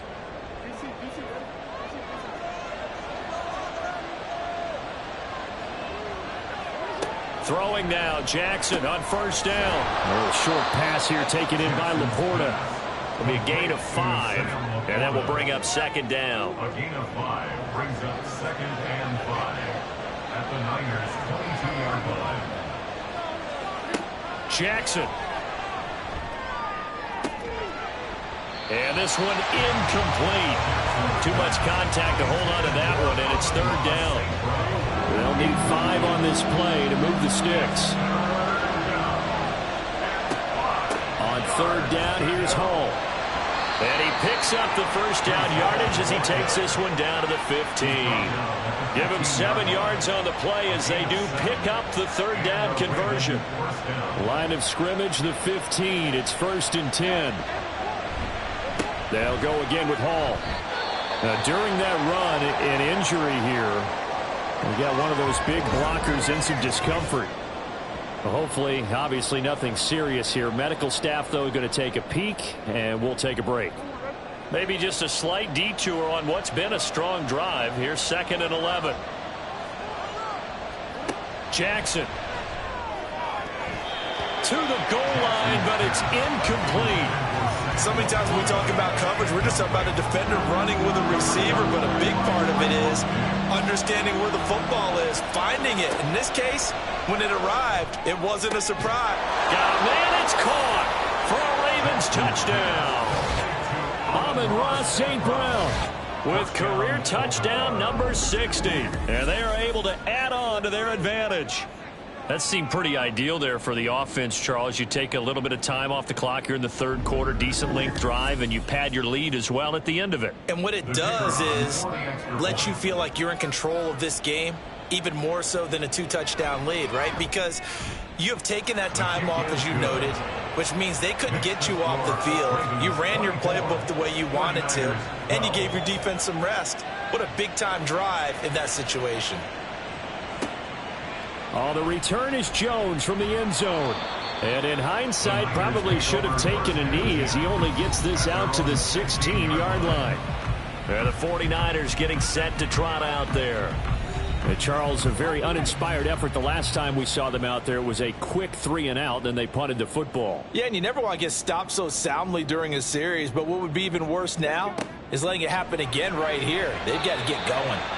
Throwing on first down, but this one winds up to be incomplete. So another incompletion there. He's hitting on fewer than half his pass attempts in this one, and that is not a winning formula. Yeah, so let's make sure we give a little bit of credit to the defense here. They've given him a lot to think about, a lot of different looks, and he seems a little bit confused trying to complete passes.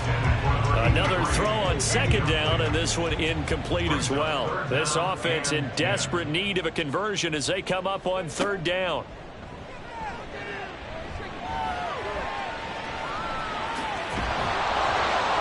And he'll get this up to the 30-yard line. Opted to run for it. The decision a good one. Picking up the first, getting 14 yards on the scramble. He certainly isn't looking at the scoreboard out there because, to me, all he's concerned about is analyzing the field and making most of the time left in this game. Deficit's still there, but he's starting to hit them with some big plays.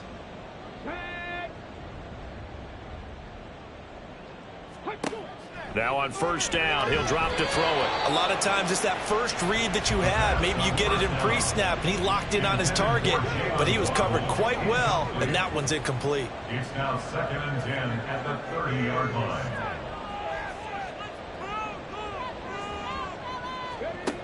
And 2nd and 10, he'll look to throw again. And that one too wide and incomplete. Had an open man that time and ended up putting a little too much heat on it, don't you think, partner? Absolutely. Just needed a touch more air under it. Instead, he fired an absolute bullet.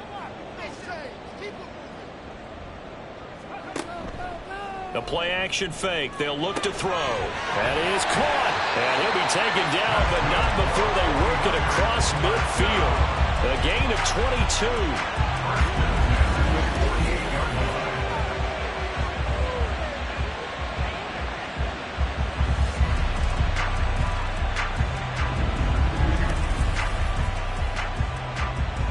So in Raven territory now. Here's a 1st and 10 at the 48-yard line. They'll look to throw again. Got a man over the middle, and it's complete. And he gets it inside the 35 and just shy of the 30. 17 more yards on that one as they keep the drive rolling. Line of scrimmage, the 31 now on 1st and 10. Again, he'll drop to throw. He completes this to Walker. And he went nowhere. Well, he went backwards, back to the 33. That one unable to develop, never got going. A loss of a couple, and it's 2nd down. I don't know how well our microphones are picking it up for those of you at home, but Charles, you and I can hear it. A lot of groans right now coming from this crowd. I don't know if we're picking up what's happening in the stadium or from the people who are supporting this team at home, because it's coming through loud and clear to you and me. This offense, they've been stuck in neutral much of the game. And on that last play, they actually went in reverse. I think this crowd would have liked neutral, don't you? Yeah, neutral would have strongly been preferred. They'll take anything positive at this point. Meanwhile, on 3rd down, they take a shot at the end zone, but it's incomplete. They decided the opportunity was there and launched a deep ball, but he was unable to get away from the defender, couldn't create space, couldn't uncover the end of the route, and that one winds up incomplete. And this one looks good. It is good. Right down the pipe, and that lead is back down to 9 now. So the response to that touchdown on the other side to begin the 3rd quarter. Look, just 3 points, but still a response nonetheless. You're exactly right about that, because I think you needed to answer back with something, even though it's not 6. Just enough to send a message that says, hey, we're not going away. Baltimore about ready to go on offense. This drive here beginning probably with a pair of motivated groups. Remember, the offense scored a touchdown on their last time out. Looking to repeat that in Charles's defense. They were very frustrated after giving up 6 the last time on the field. And frankly, it's just a battle of wills in a lot of ways, because you know they're both motivated. They both game plan for this drive, and they both have specific outcomes in mind. To me, it just comes down to who can execute better and which side can step up and assert its will over the other. Looks like he's going to get a couple here on this 1st down carry, and that'll make it 2nd and 8. 2nd down and 8. It's 2nd and 8.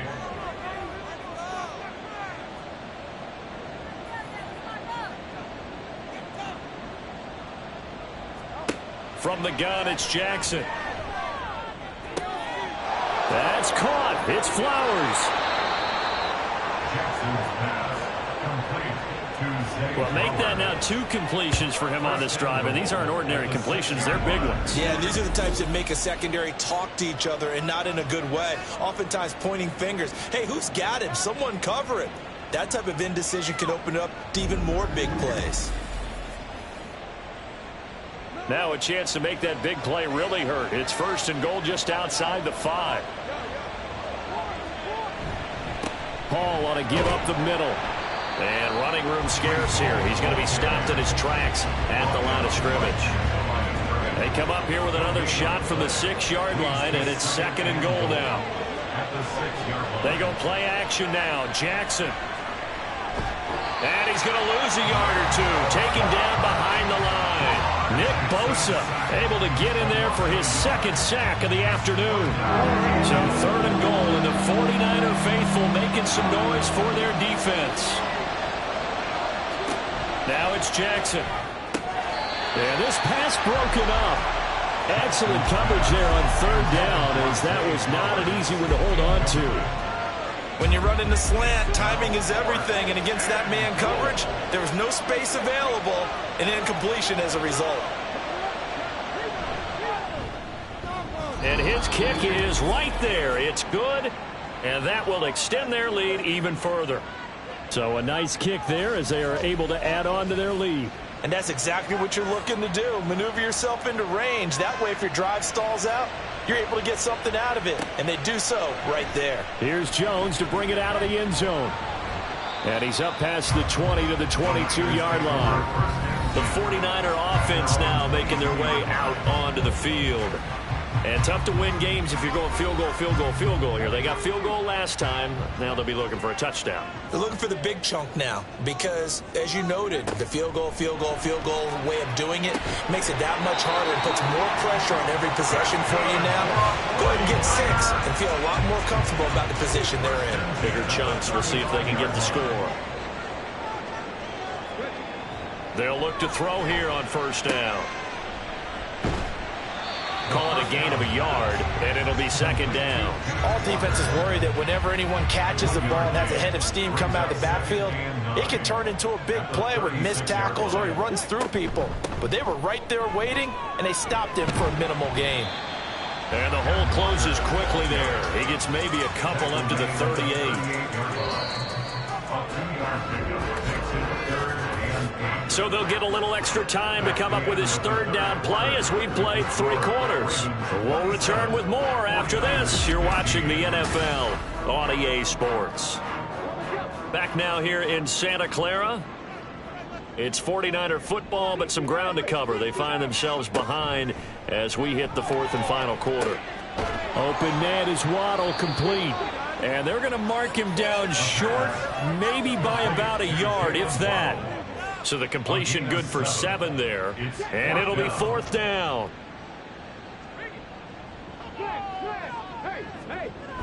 Needing the tough yards, they run it with their fullback. And he's got a first down as he's up to the 48. The time to pull out the stops is now, and they convert there on 4th down.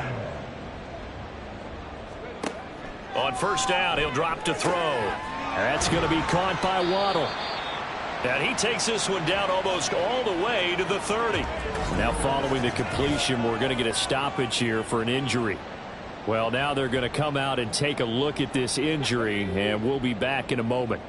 So in Raven territory now. Here's a 1st and 10 at the 32-yard line. Now a throw here, hauled in. So 5 yards here, 5 on the play. And that's going to bring up second down. Brings up 2nd and 5 at the Ravens' 26-yard line. It's a short one here, complete to his tight end.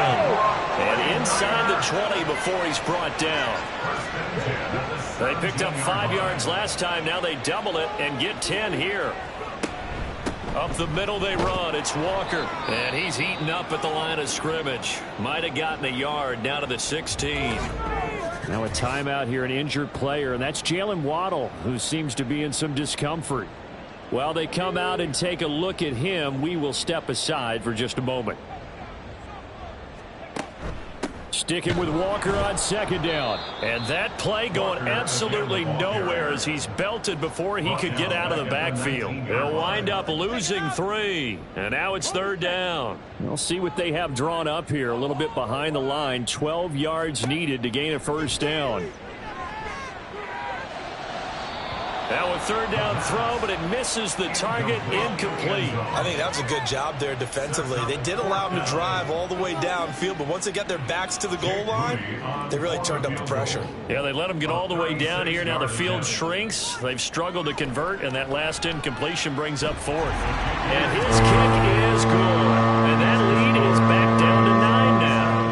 Well, it's hard to put your finger on whether this is something to celebrate or something maybe the offense is embarrassed by. But that's now 6 field goals he's made in this game alone. Yeah, he's bailed them out quite a bit so far. But it's very comforting to know that you have a kicker that's got your back. And tackled at the 21-yard line, so a net negative there of 4 yards.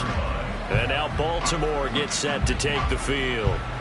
Well, there are 2 scores on the plus side. Still time here in this 4th quarter, but maybe you start thinking about playing keep away? Yeah, I think here's the situation. You're not thinking touchdowns anymore. You're just thinking first downs. To keep up with your theme there, playing keep away, first downs, they can't touch the ball. And they work this well upfield across the 45. A good pickup there, 26 yards. Partner, I like that they're staying aggressive on offense because to me, this drive is what is known as a put-away drive. You score here, that might put this one to bed. I like the fact that they're playing with confidence and not playing with fear. Meanwhile, Jackson's throw caught there by Wallace. And that's good for a gain of 6, and it'll be second down. Brings up 2nd and 4 at the 49ers' 48-yard line. From the gun, Jackson. Flush to his right. The quick feet by Jackson. And he'll go out of bounds after taking it a little further down inside the 40. A good decision in the end to pull it and run, get some 9 yards and a first.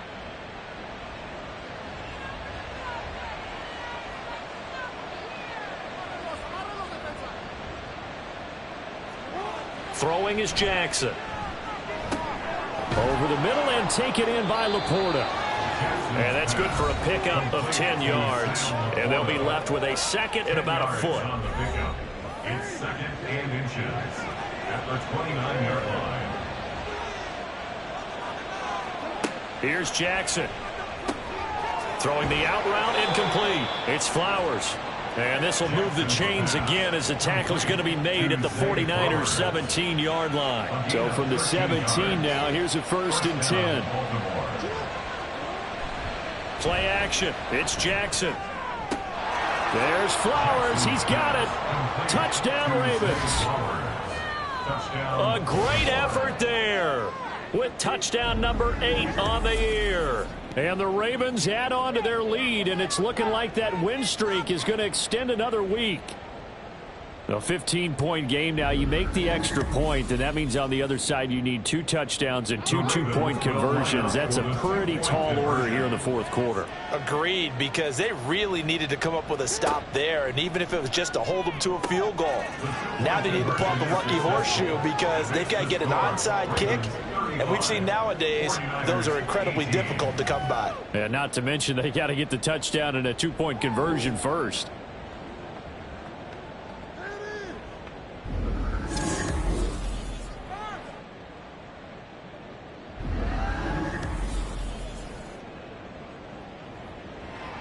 The kickoff unit is out on the field, and they will send this one away. This fielded right at the goal line. And they'll get him down right around the 25, actually the 26 officially, so a net gain of 1 there. The 49ers offense now, they work their way back onto the field. They were coming off the extra week of rest, but this team started sluggish, and it really didn't get any better from there, and trailing big here in this 4th quarter. And he rifles one incomplete. Really good coverage all over the field. It took away his intended read and almost dared him to try for his guy out of the backfield. No surprise on that one. It doesn't connect. And he's got his man in stride, complete. 9 yards, not quite enough, and they'll be left now with 3rd and 1. So they just need 1 yard here to pick up the first down. They'll look to throw for it on 3rd and 1. Now a quick throw there, but it's going to be incomplete. A misconnection there. He's hit on just 50% of his passes thus far. That's not where you want to be. Now you see the evolution of the game. You go back to the quarterbacks of old, 50% would be terrific because they threw the ball downfield almost every time they threw it. Now with the short passing game, you should be above 60% just to be in the average range. Able to find the open man. That's complete. And he is going to have a 49ers first down. They only needed 1, but it ends up being a gain of 6 and moves the chains. Ready? Hawk 70, Hawk 70. Straight ahead, Walker. And he's going to take this ahead for right around 3 yards, but no more than that. 2nd down. A 3-yard pickup. Brings up 2nd and 7 at the 45-yard line. Now back to throw. And that is incomplete. A lot of force bearing down on him there. He could not hang on. It's third down. So 7 yards from the first down here as they come up to the line of scrimmage. Out of the gun now on third down. And that will be incomplete. Well, how about the coverage we just saw him break out on third down? Dime defense, blanketed the field with extra defensive backs and speed, unable to find an open hole to complete that pass. He's got his target. That's complete. No reason not to try it there, and they do indeed convert on fourth. So a good grab there, and here's a guy, he had to learn the offense quick, just picked up as a free agent earlier this week. And usually there's a connection, isn't there? A past coach, someone from the front office who knew him from before and thought that he could help this team. That's good for a gain of 6, second and goal. They gave up the completion there, but this is what zone defenses count on. Catching the ball and not much run after the catch. And across the goal line, into the end zone, touchdown 49ers. A great play there with his first career NFL touchdown. And the Niners are finally into the end zone here in this fourth quarter. All right, so this one not quite over yet. Back to a 2-score game, CD. Yeah, and you've still got 4+ minutes to go, so when you think about comebacks, it's happened before. Now, it hasn't happened often, but you've got to think to yourself, let's be the next great comeback story and play this one out. So following the touchdown, here's Moody back out to send it away. And there will not be a return here. It's a touchback, and it'll come out to the 25-yard line. Now the Baltimore offense heading back out onto the field. If they can score here, they have a chance to make this a 3-possession game and all but put things to bed. They'll start on the ground. Hall. And down he goes, but he takes it up to the 40. 87 yards rushing now for the NFL leader coming into this ball game. Well, that's a carry they have to be satisfied with, and throughout this game, they've been satisfied with what he's given them. Whenever they've needed a big run, a first down, he's the guy they've turned to. And it doesn't matter what the defense thinks. They feel like they've got the confidence to keep handing it to him and keep picking up good yardage. And good running there as he'll take this all the way up to midfield. A gain of 10 as they look to add on to this 10-point lead. How about that there? No frills, no additives, right? Nothing crazy. Just find a way to pick up the first down. A nice run right there. Straight ahead is Hall. And I think this defense knew what was coming as he is smothered behind the line. Play 3 of the drive not as successful. They go backwards after those 2 first down gains. They have 3 tight ends in that formation. That's almost a universal sign that they're planning to run the football. But how about the defense there? They met force with force and caused a stack up behind the line of scrimmage and threw him for a loss. They find some open field here. And a pretty good burst right there as he'll take this down to the 33. That good for 19 and a first down. First down, Baltimore.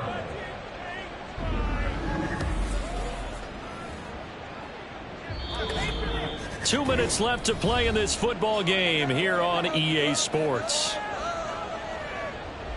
So it's Raven football here as we welcome you back.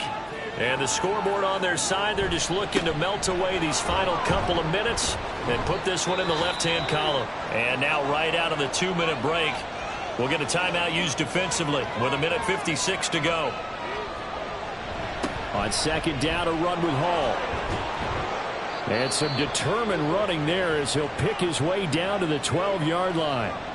Now San Francisco going to call their second timeout. 5 points of contact necessary at this stage as they'll run on first down. And now the Niners going to signal for their third and final timeout as they'll talk things over prior to this upcoming second down play. And he maneuvers his way down to the 3-yard line.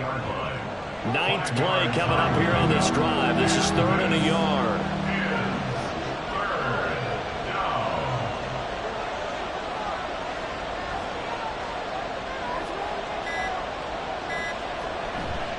Ball again. And this one will wind up with him losing yardage back to the 4-yard line. A loss of a yard, and it brings up 4th. On this day, the ground has been his, but at least on that individual play, we just saw the defense finally with a win. Yeah, they finally got one, and that's a win for them, but all game long, he's seen the holes, and they've been huge for him. Kind of like a baseball hitter in the zone. The ball seems bigger, and he's just whacking it. These guys, they've got it going today. And his kick is indeed good, and that will extend their lead even further. So they settle for just the 3, but clearly right now anything helps trying to salt this one away in the 4th. Without a doubt, obviously a touchdown probably would have been the final nail to finish this thing off, but they still ate up time, got points. So while it's not mission accomplished, it's darn close. And he'll be brought down right on the chalk of the 20. And San Francisco gets set to go here. What do you do here down like this in this situation? Do you maybe just pick something out of the playbook you haven't called in a while, or you call it a day? You can do that, or you pick something that's a staple for you and should work better and try and execute that on the way out the door and maybe get back to base and feel a little bit better as you end a ball game that's been a frustrating one for you. And we'll see if they go back to base. Well, this was a very close ball game at halftime, Charles, but in the second half, that offense kind of kicked things into another gear, and they were able to pull away for the victory. And, Brandon, I think they're the type of team that just looked in the mirror and said, hey, ton of pressure on, but we're the type of team that can flat out handle it. They stood up with confidence, and made it happen for a victory. So for the Ravens, they continue to cruise as they move to 8-0 now on the campaign. and they will head back home next week. Meanwhile, for the 49ers, they fall a game under the 500 mark at 3-4 through 7 games. And they'll get a chance to redeem themselves at home next week. That'll do it for us. I'm Brandon Gaudin alongside Charles Davis. Thanks to our entire crew as well. We'll talk to you next time. So long, everybody.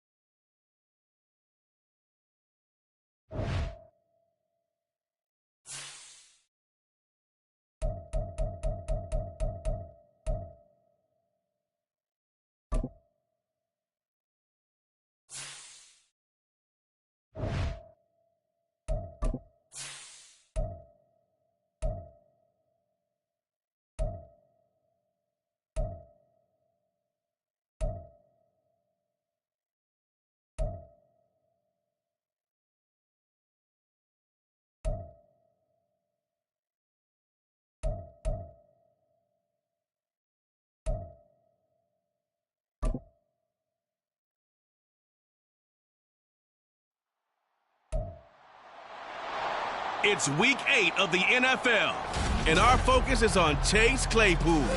He's going to be a busy man in the passing game. It's the Falcons and the Saints on Sunday night.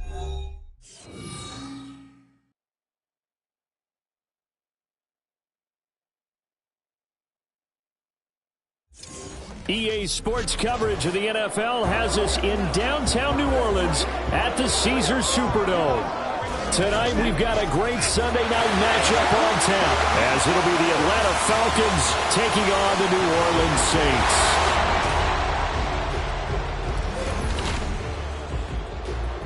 With Charles Davis, as always, I'm Brandon Gaudin. Charles, you talk about storylines in this one. I think it begins and ends with our two quarterbacks, certainly two of the best in the business. And nowadays, I don't think you can get by for long periods of time without a top-flight quarterback. The way the game is played, with all the responsibility he has and how the game flows through him, if he's not on the top of his game, your team's not going to benefit at all.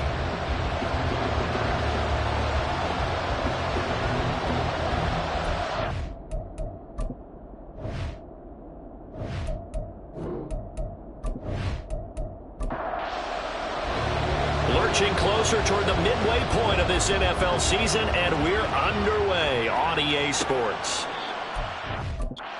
Will not get a run back here to start. It's a touchback, and it will come out to the 25. Here come the Saints for their opening drive. And a glance here at their shifty mobile signal caller. Well, in prep for this one, it was fun talking with the defensive staff because they had to review last week's game tapes where he threw for over 400 yards.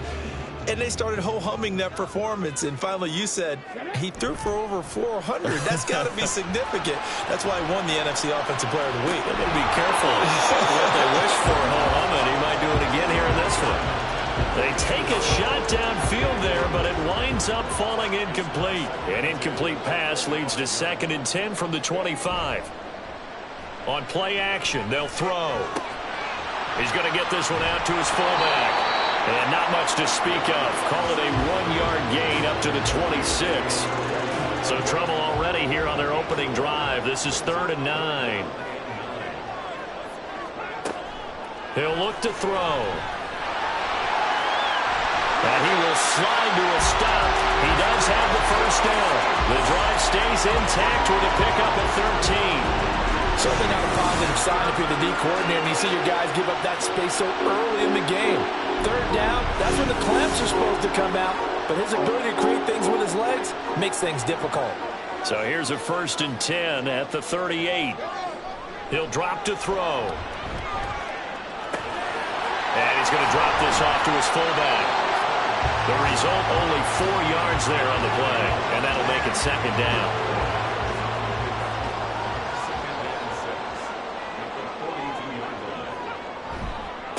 First run of the game for Jahmyr Gibbs, the Alabama product. And he is going to lose yardage here. Now they're going to be dealing with a 3rd and 7. Is that one officially a loss of 1? They'll look to throw. He'll take a shot for the end zone. And that will be incomplete. Well, they weren't scared to let it fly, but it falls to the ground and brings up 4th down. And that might have been a situation where even though you don't hit on the deep throw, you at least put in the defenders' minds early in the game that we're going to press the ball deep against your secondary. And that can have a ripple effect on how they function throughout. And this one hits at the 3 and then bounds into the end zone for a touchback. So here are the Falcons now as they get set for their opening possession. And they'll be led out by their 9th-year quarterback. And I think if you ask most folks to give you their first-half MVP, very likely they're going to say it's this man right here. The NFL's leader in touchdown passes to this point in the season. Still 2 months to go. But if he can keep going to the pace he's at, this is going to be a dangerous team come January, and he could very well walk away with the MVP. And he will lose yardage on the play, back at his own 19-yard line. He'll lose a yard there, and it's 2nd and 11.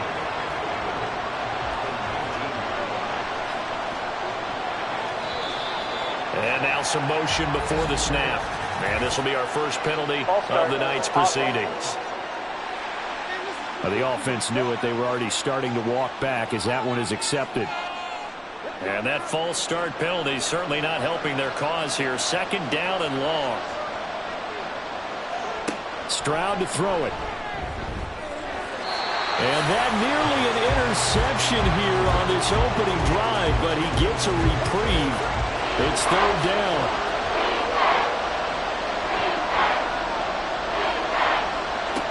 Stroud.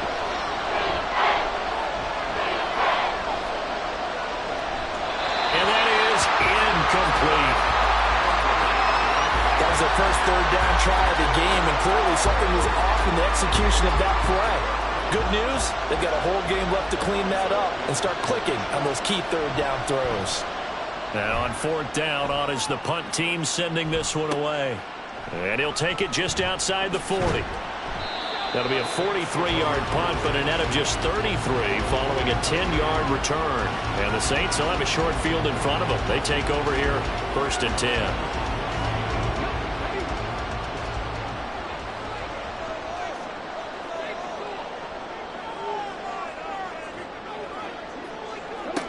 They'll come out throwing here to start the drive. He gets it complete to A.T. Perry.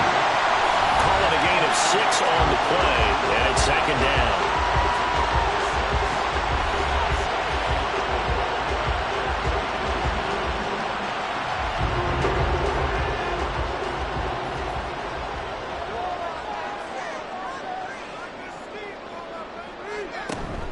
Out of the gun, they'll give to Gibbs. And past the 35, he'll be dropped a yard or 2 shy of the 30. 12 yards there, good for a Saints first down. We use the word relentless a lot with guys who are aggressive on the field. In this case, it really fits, doesn't it? How about his ability to break tackles and his feet never stop moving? Going back to Gibbs on first down. Shedding through the defense. Oh, that's just not fair, and now room to run. And he's taken down, but not before reaching the 10-yard line. That good for 22 and a first down. That was excellent from start to finish, from the blocking to the running, just well executed. And now let's look ahead, because after that, how about a little play action, maybe a little bootleg, and get the quarterback out on the corner and give him a little run-pass option. And they're right down here looking for 6. Here we go now on 1st and goal.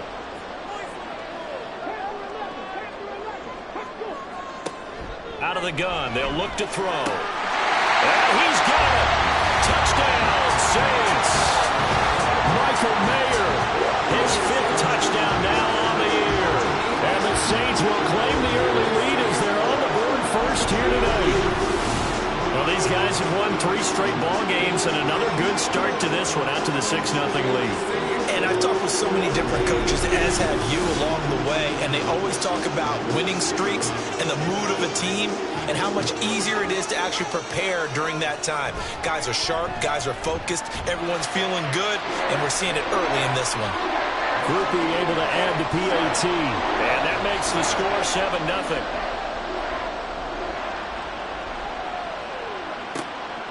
From a couple yards deep, he'll bring it out of the end zone. And he'll take it a yard or so past the 20, call it the 21. So for the second time in this one, we get set to see the Falcons offense.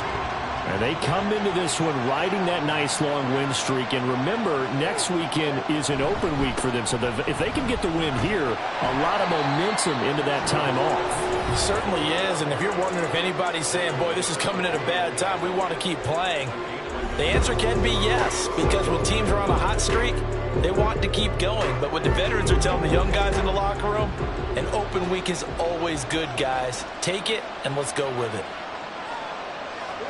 Stroud now on second down.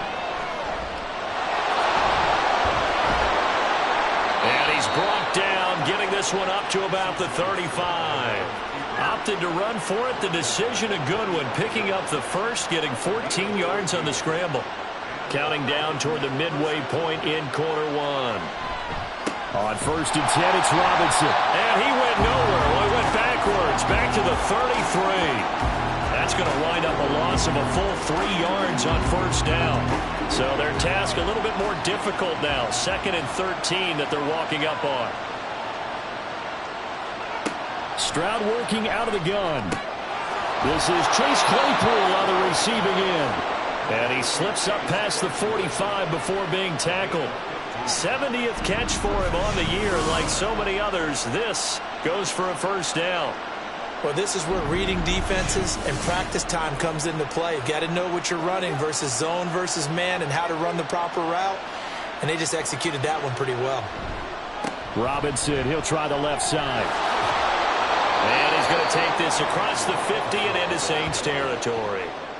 A solid run on 1st down. Gain of 7 leaves him with a 2nd and 3.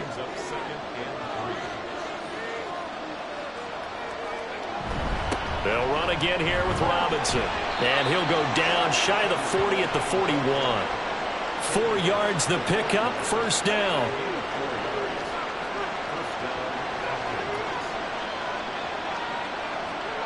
Stroud looking to throw. Wide open receiver complete. 12 yards is the pickup. Good for a 1st down for the Falcons.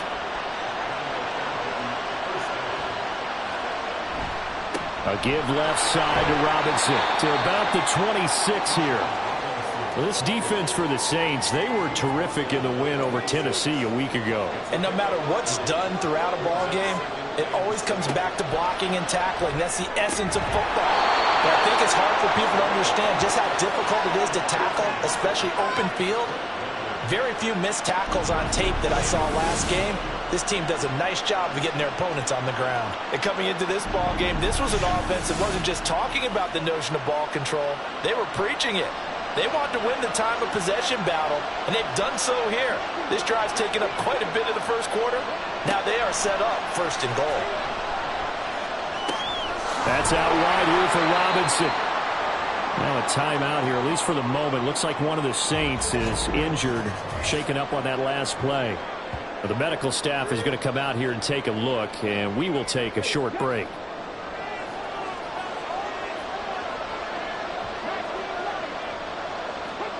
On 2nd down, it's Stroud.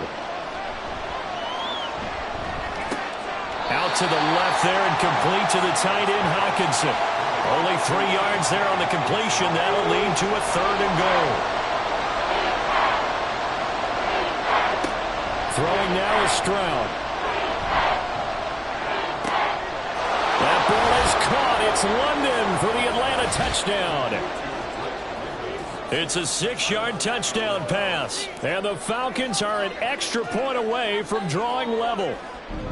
And in the red zone, I guess this is why you have a guy like that on your roster. Without a doubt, and if you have him, you use him because he's a guy who's going to win just about every time. I don't care what the coverage is.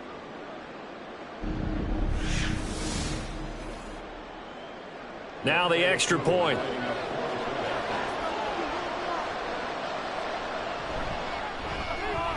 It's up and good. So these teams match touchdowns here in the first quarter, and we're tied 7-7.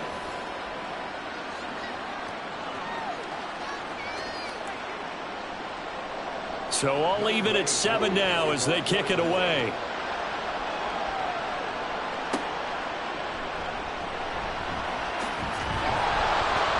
And they'll get him down inside the 30 at the 27. And Jahmyr Gibbs and the rest of the offense headed back out.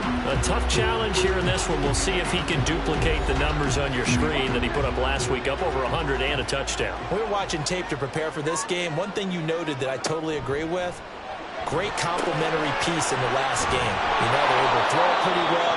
He ran it exceptionally, and they hope to continue that same formula in this game. Complimentary with an E, not an I. That's my English teacher right there.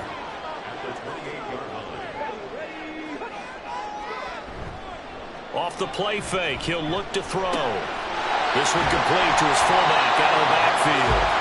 And give him 6 yards here as he stopped near the 35 at the 34. And a heavy set out there. 3 tight ends in the formation for 3rd and 3. Gibbs will try and pick it up. And he's going to have the first down at about the 38. Give him 3 yards and a fresh set of downs. The Saints sitting at 5-2 on the year, and they come in on a good run, winners of 5 of their last 7. And I thought that they played pretty well last week. Their execution, their discipline, their blitz coming, and down he goes. Credit the sack to the safety, Jesse Bates.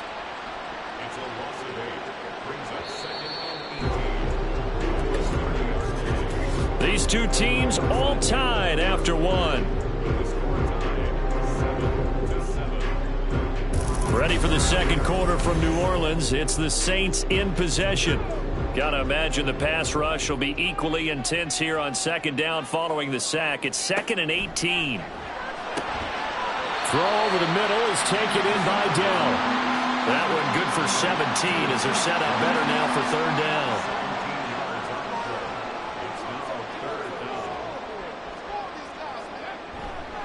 Now a give to Gibbs, running left. And he's got the first down yardage before being taken down at midfield. A 3rd down gain of 3 yards, and that'll be enough. These two teams met up earlier in the year, back in Week 4, and it was the visiting Saints who got the victory then, so they'll look for the season sweep here in New Orleans. Throwing on 1st down, but this one winds up to be incomplete. offense was moving it a little bit, had them back on their heels, but they earn a brief pause by forcing the incompletion. That gives them a quick chance to regroup and try and mount a stand before they're backed up even further. Pressure brought in, and the Falcons get there for the sack. It'll be a loss of only a couple on the sack, but now it'll bring up 3rd down. This offense 2 for 2 on 3rd downs on this drive. They're in for a tough test here, though. 3rd and long. Looking to throw. And that is incomplete. So 2 third down conversions on this drive, but not able to get a 3rd, and now they deal with 4th down. Jake Camarda sent on now to punt this away. And he gets it away, a directional kick going toward the sideline. And this will be up to the ruling of the side judge here. He says it crossed out of bounds at the 16-yard line. C.J. Stroud and the offense back out there. Last series, the ball never hit the ground. 6 of 6, touchdown pass, so whatever he did then, do it again, right? Yeah, it reminds me a lot of when I watch the best quarterbacks throw 7-on-7 or even routes versus air. They're accurate. The receivers catch it. The ball never touches the ground. Or if you want to take it to basketball, a well-executed fast break, right? Pass, pass, pass, finish at the rim, basket. Yeah, ball never hits the ground there either. So they'll come up 1st and 10 now from the 33.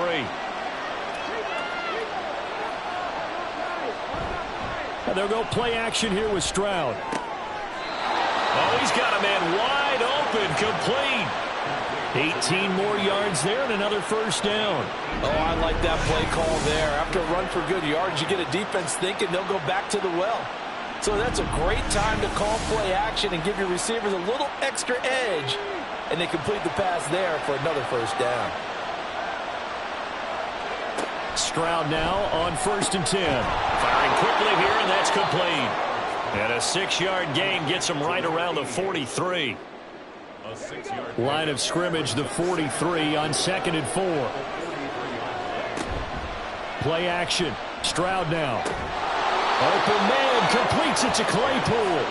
And this is going to be another first down as the tackle's made at the Saints' 25-yard line. 19 yards to pick up there. Move the chains.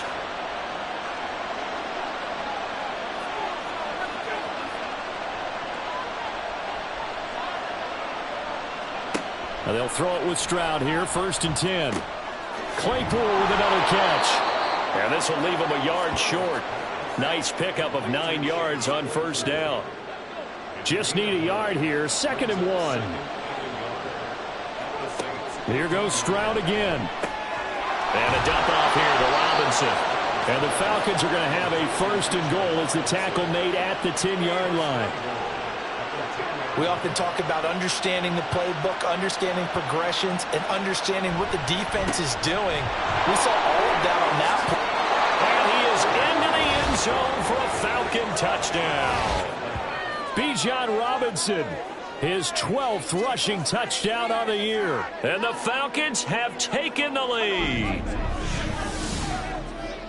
Well, he finishes off the drive with a touchdown run, Charles. Remember, he also had a catch on this drive as well. And that's what running backs want to be in today's NFL, a complete back. 3 downs, stay on the field, run it, and catch it. And he gets it done. Extra point by Koo, up and good. And that makes the score 14-7.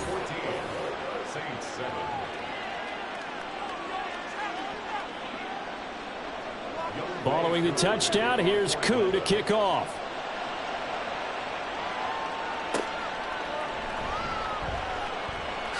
And bulldozing his way through. And the tackle going to be made right there at the 25-yard line. The New Orleans offense back out and ready to go. That 7-0 lead of theirs is short-lived as they've now given up 2 straight touchdowns to fall behind by 7. Yeah, but no cause for discouragement here. Yeah, they've fallen behind, but haven't they proven that they can go down and score? So what was the formula that got them down there the first time? Get back to something close to that, and maybe they can get this game tied up.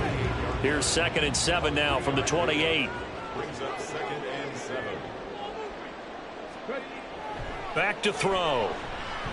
He's going to loft one deep left side here. That's going to be knocked away and incomplete.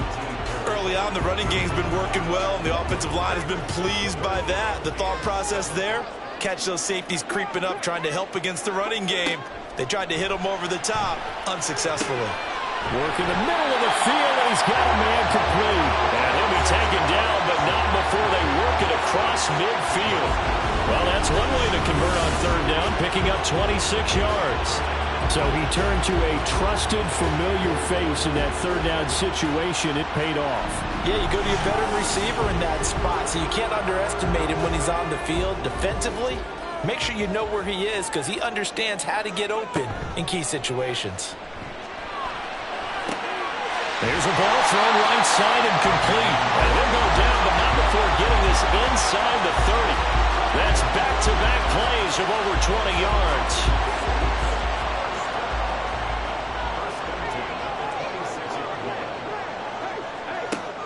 Again, he'll drop to throw. A short throw, and that's hauled in by Mayer. And down inside the 15, shy of the 10. Another good gain. That's now 35 yards combined on those last 2 plays. From down at the 12, it's 1st and 10. They'll look to throw again. And he's not able to get away. Sacked back at the 22. Lee McNeil, what an effort to get in there and drop him. He continues, Charles, to be under constant pressure, and these sacks, they're starting to pile up. And if they want to have a realistic chance in this one, they've got to change their blocking assignments. They've got to do a better job to keep him upright. If he's going to be on the deck constantly, they've got no chance to win this game.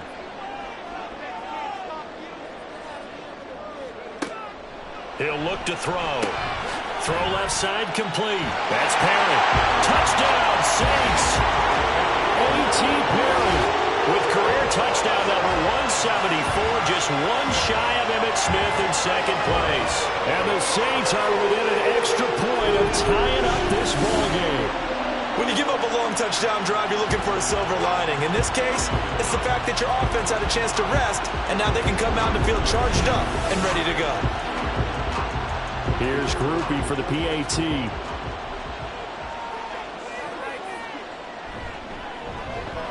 And we've got a good one brewing. We're all knotted up at 14. So this drive spans 7 plays, and it all culminates in a Saints touchdown. This one tied at 14 now as he sends this one away. Taken at the goal line. Escaping a tackler at the 25. And he's up across the 25 and down at the 28. Here comes the Falcon offense now as they get set to take over here. And they have the game here followed by the open date on their calendar next weekend. And Charles, this is a crew that you have to think really is relishing the opportunity to be on the couch for a few days. Yeah, they certainly are, but let's face it, partner. They can't get caught looking ahead to that couch time while they're playing this one. They've got to take care of business first. Now a timeout here, at least for the moment. Looks like one of the Saints is injured, shaken up on that last play. The medical staff will attend to him, and we will step aside.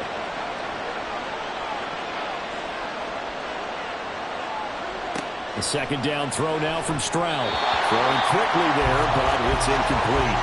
Well, they approached this drive with a lot of confidence after the last one ended up as a touchdown.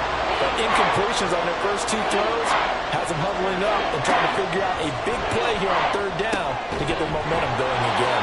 And they nearly get this all the way to midfield. Mark him down at the 49.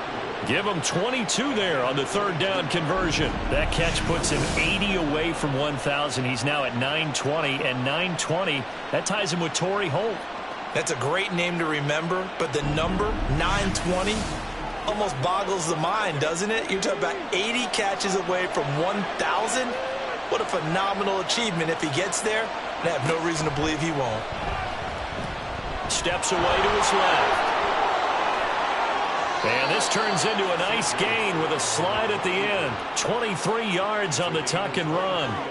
Certainly not the way they drew it up in the playbook, but that's why they love this guy back there. He sees things breaking down, and he's more than capable of finding an escape route and still getting a decent gain. Comeback route complete. That's Claypool with it. And he gets it inside the 10 to the 9. Add the gain here to the previous play, and it's better than 40 yards total. Boy, how about the speed with which this offense can get down the field? It's taken them no time at all to get down here, and now they're set up with a first and goal. Here's Stroud. To the end zone, but it's incomplete. That is the first time that they've targeted him that he has not come down with a catch. He's caught everything that's been thrown his way. A dominant pass receiver that can break down any defense, because when he's doing that kind of work, it really... This to Pitts, and he's got him. Touchdown, Atlanta. A 9-yard touchdown there. And the Falcons have moved out in front. Well, defense are going to have to start doing something different, because this guy's absolutely carving them up, especially down here in the red zone. He's been one of the top receiving tight ends here in the first half of the season. Coup for the extra point.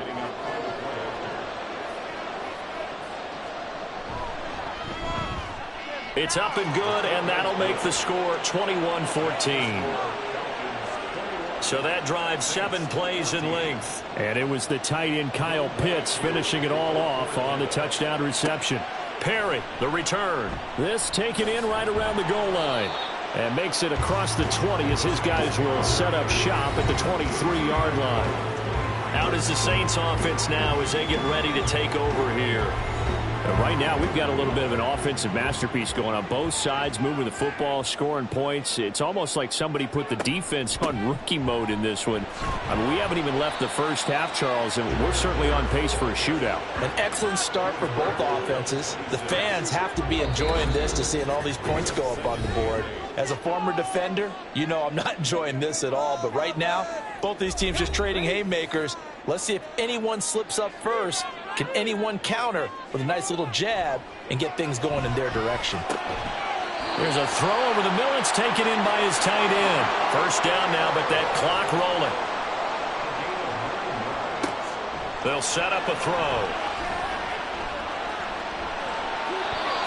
And seeing no options, he just tosses this one away incomplete. Now that'll bring up second down.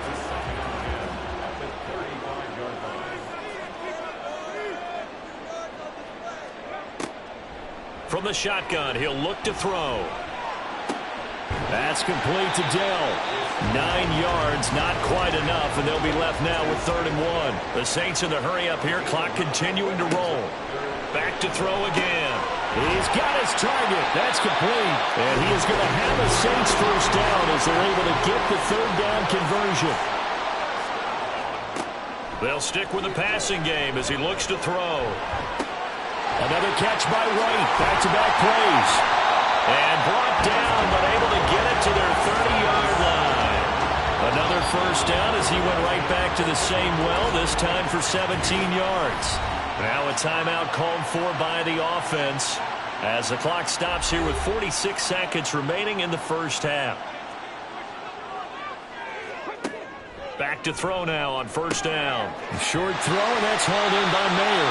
And he stopped right at the 25 after a gain of 5. So from the 25, this is 2nd and 5. Now another timeout called for by the offense. So that means they're down to 1 remaining here as we head toward halftime. 2nd and 5.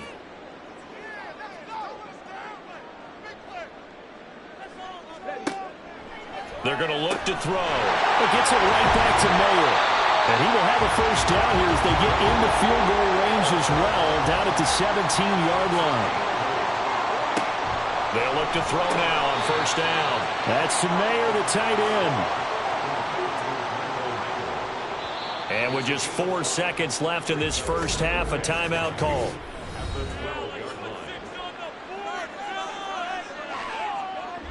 So with 4 seconds to go in the half, here's the field goal unit onto the field. From the right hash here, should be an easy one. And his kick here is good. And that'll bring him back within 4. So, yes, they'll still be down going into intermission, but the deficit is now made even smaller, very manageable. Yeah, and if nothing haywire happens here in his last couple of precious seconds, they will go into the locker room with a nice bounce in their step, having gotten a little bit closer on the scoreboard. So we have reached halftime now with the visiting Falcons out on top. As we'll get you over to Orlando, where standing by is Jonathan Coachman. He has our EA Sports halftime report. All right, Brandon, thanks very much. We'll get back to you and Charles in a minute. But first, time to give the folks at home a look at what's going on around the NFL. We'll begin up at U.S. Bank Stadium in Minneapolis, where it was the visiting Seahawks who were able to come away with the road victory. Jackson Smith-Njigba leading the way with 3 touchdown catches. We'll stay in the NFC North as we head down to Chicago to check on the Bears at home at Soldier Field. And they were winners in that one over the visiting Green Bay Packers. The Bears are looking to get back to the playoffs, and they've had a strong first half of the year as they up their mark to 5-2. And then finally, a good one on Monday Night Football between the Indianapolis Colts and the Kansas City Chiefs.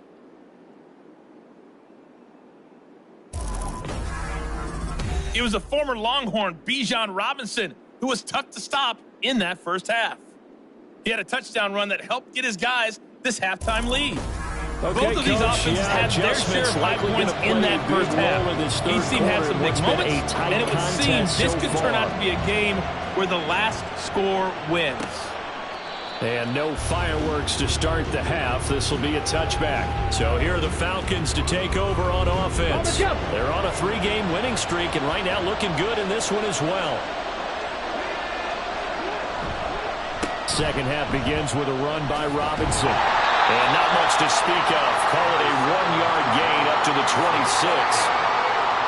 Typically, we think it's the strong safeties that are better tacklers, especially closer to the line of scrimmage amidst traffic. But in this case, how about the free safety coming up and making the big-time play? He takes this for 3 to the 29. They know that old expression, it's not my night. It hasn't been his so far. I don't know if the legs are a little bit heavy. Sometimes having to hang out all day and play doesn't exactly play to your advantage. But It's been a tough go for him. And every time he looks up, somebody's there defensively. That was the same case on that play. 14 yards there on a Falcon first down. Caught that look from you there, partner. I think we're on the same page on that one. Just his first catch. I think we both thought he'd be a little more active in the passing game. Let's see if that's the start of them trying to get the ball to him a little bit more here in the second half. Throw left side, taken in by Claypool. And he's brought down. 5 catches for him in that first half, and that's number 6 that we just saw, and also a first down.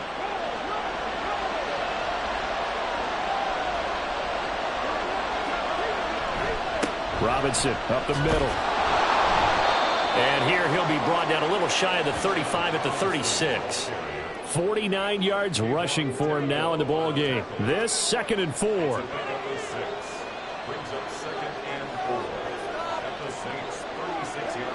Stroud. And his throw's going to be incomplete. He didn't just deny a big throw there. He broke that one up in the red zone. An excellent play, one that may help save points on the board when this drive is over. Back to throw. Here's Stroud. Able to find the open man. That's complete. And this is going to be another first down as the tackle's made at the Saints' 20-yard line. It's a pickup of 16 there, and it'll lead to a new set of downs. Of note, that last throw right there, putting him over 3,000 yards passing now for the year. And when you start running the numbers in your head and realize that we're not halfway done with the season yet, you think to yourself, could this be a 6,000-yard season? That's definitely on the table. This will be a 5-yard pickup as they move it from the 20 to the 15. Here's a 2nd and 5.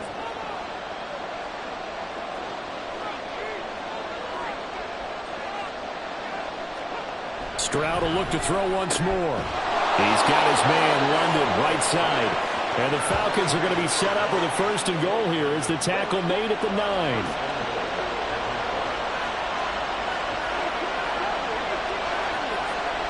Stroud looking to throw. And that is caught.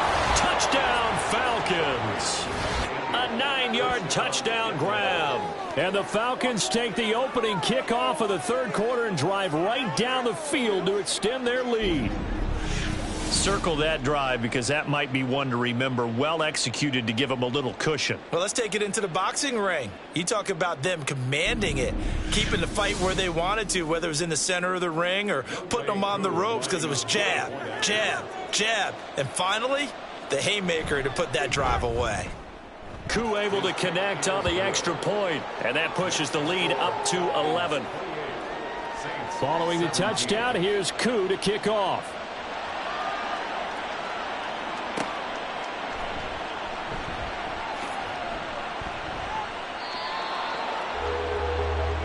Now the attention turns to the Saints offense getting ready for their first possession of the second half. Well, the opposition laid down the challenge and opening drive touchdown here to start the second half. And Charles, now you feel like this group needs to get an answer because this all of a sudden is a 2-score game. Yeah, you're right about that. What was a small, manageable spread to overcome, a little bit more daunting now. I think you're exactly right. Pressure is on because you don't want them getting the ball back with a chance to really extend this lead out. 2nd down and 6 now from the 26. At the 26-yard line. A toss out right to Gibbs. And he is going to lose yardage here. They call that a loss of 6 yards. And it's 3rd down now. I think it's pretty evident. We can say what a difference a week makes. Last week, he ran pretty much wild, didn't he? Did pretty much what he wanted to do. But this one, they've stopped him cold. That, to me, that's good scouting and even better execution. Yeah, and they stopped him behind the line right there. They obviously watched the tape a few times and made some adjustments.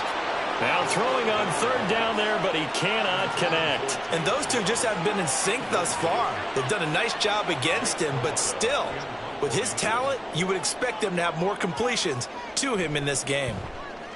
On is the punt team now as this one's sent away. Fair catch called for and made right at the 25-yard line. So a change of possession here on the punt. And it will be Falcon football. Atlanta now coming out on the field. And they'll just simply be looking to build off the confidence of the last time out where they scored a touchdown. And confidence is powerful, isn't it? When you've scored once, you feel like you can go back out there and get it done again. Doesn't matter what the defense throws at them. They feel like they're in a groove right now, and they want to get out there and show it. Yeah, hoping to stay in that groove here this go-around. And now we get into the psychology of the whole thing, because a lot of teams with a 2-score lead in the third quarter, they almost become defensive with their offense, just playing not to lose. I think with this team, you got to figure at this point, this is a great spot for them to go into attack mode, really try and put the hammer down and finish this one off. Straight ahead, it's Robinson. Brought down, but after we saw a flashy little move, stopped short of the 40. 56 yards rushing for him now to this point. From the 42-yard line, here's 2nd and 3. Robinson with another carry. And a pretty good burst right there as he'll take this down to the 33. 10 yards there and a first down for the Falcons. 3-4 defense, and that O-line really dominated the D-line on that play. And think of it this way. With a 3-4, you have a natural bubble over each guard because those guys don't have defenders over them. Oftentimes, if you want to run up the middle, they can get upfield and get on the linebackers right now, and that gives the running back a heck of a chance to get into the secondary. It's a gain of 5. Brings up 2nd and 5 at the Saints' 28-yard line. Stroud off the play fake. He'll get that one to Carter, complete. And now we'll get a stoppage here. There appears to be an injured Falcon on the field. So as the medical staff takes a look, we'll step aside.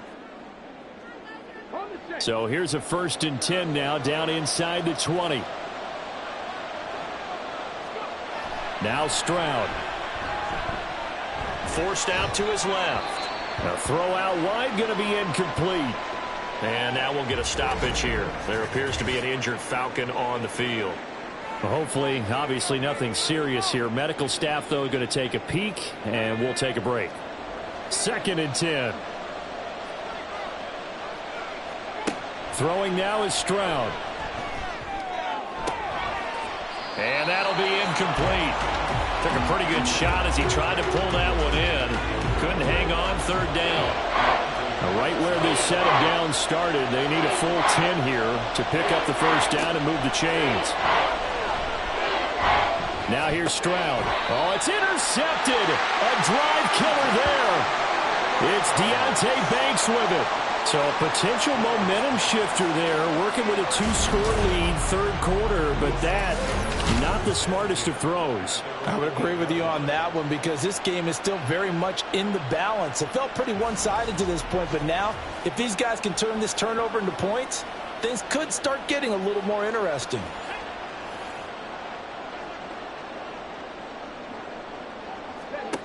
They'll come out throwing here on 1st down.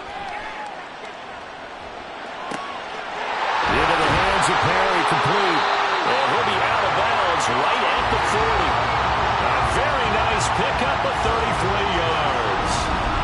We have seen big plays from both quarterbacks throughout this game, and there's another one right there. Going back and forth, almost like 2 excellent guitar soloists trying to top each other with each additional play. Now the big play pushes them all the way out to the 40 now for 1st down. A give, right side for Gibbs. Gets around him. Now inside the 25. Touchdown, New Orleans. Jahmyr Gibbs. 60 yards. And the Saints have cut it back within a score. I guess when you look back on it, it was just a matter of time until he popped a big one like that. And, you know, at halftime, you and I discussed it. They had done a nice job on him in the first half. But there were a couple of occasions where it felt like he might wiggle out of traffic and take it to the house. Finally here in the second half, that got done. Dennis Allen going to go for 2 here. He's leaving his offense out on the field. They'll try and run it here. And he is into the end zone again. So get him some oxygen. He scores on the long run and then punches in the 2-point conversion for good measure.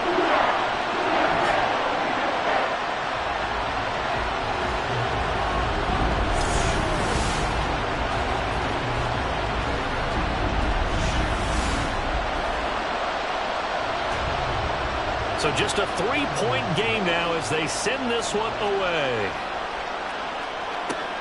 This taken in at the goal line. And he'll get it up just past the 20 as his guys will go to work at the 21-yard line. And the Notre Dame man, Chase Claypool, in this offense, ready for their upcoming possession. And I know that they've double-teamed him a couple times, but not a ton. Whatever they're doing isn't working. He's up over 100 yards. We'll see how they adjust. And when they do that, they weaken their defense in other places as well. And how many times have we done games where we've seen a guy have a big game like this? But it's usually not by himself, is it? Right. Usually it opens it up for other people to have big games as well. So a 5-yard run the other way in the wrong direction, and that leads us to 2nd and 15. Again, it's Robinson. And he'll get to the 29-yard line, brought down there. 74 yards for him on the ground now. He has been a tough man to bring down all night. Robinson will try to pick it up. There's Robinson showing the flash. And he is going to have a Falcons first down as they're able to get the 3rd down conversion.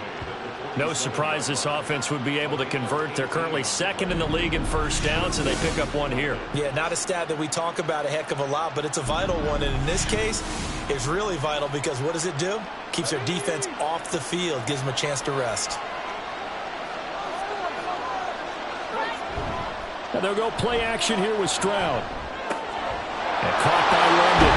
And he gets us to the other side of midfield across the 45 before going out.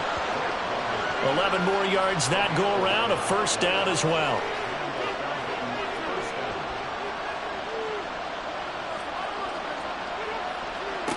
Stroud to throw it. And it's incomplete. Boy, he doesn't drop many like that one. 2nd down. A good action to this point in the 3rd quarter. Just a 3-point game. 2nd and 10. And Stroud now to throw. Short throw caught by Pitts. And he's able to break out of 1 tackle, but then quickly brought down. The line to gain is the 33 on 3rd down. Again, it's Stroud. He finds Robinson. And he'll be out of bounds as he gets it down to the 30 there. They get 9 yards there, and they get a first down. Well, they certainly had success throughout this contest getting him the ball in the passing game, and there he picks up another first down. Whatever they saw going into this one, they've been able to capitalize on it, and no adjustment has been made to take it away.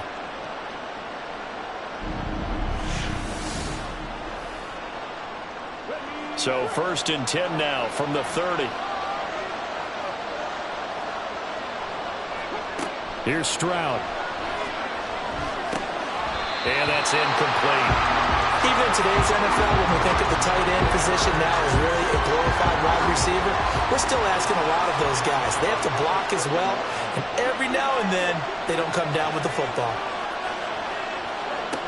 Again on 2nd down, it's Stroud. Quick slant, finding Claypool. And he was able to shed 1 tackle, but could not get away from there. They do get a couple, but they'll be left staring at a 3rd and 8 coming up.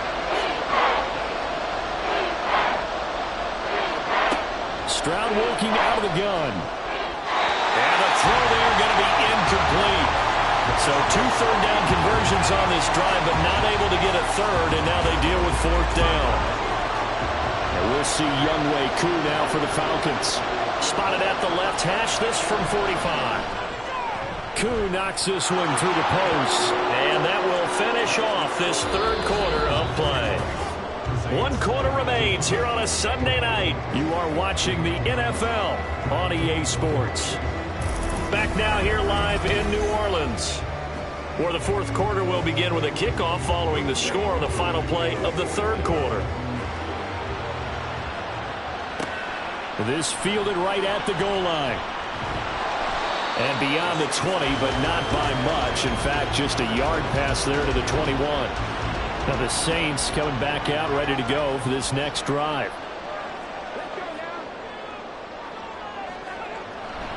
And they start things off with a carry by Gibbs here. And they'll get to him quickly here as he'll get a yard, just a yard to the 22. From the 22 now, here's 2nd and 9.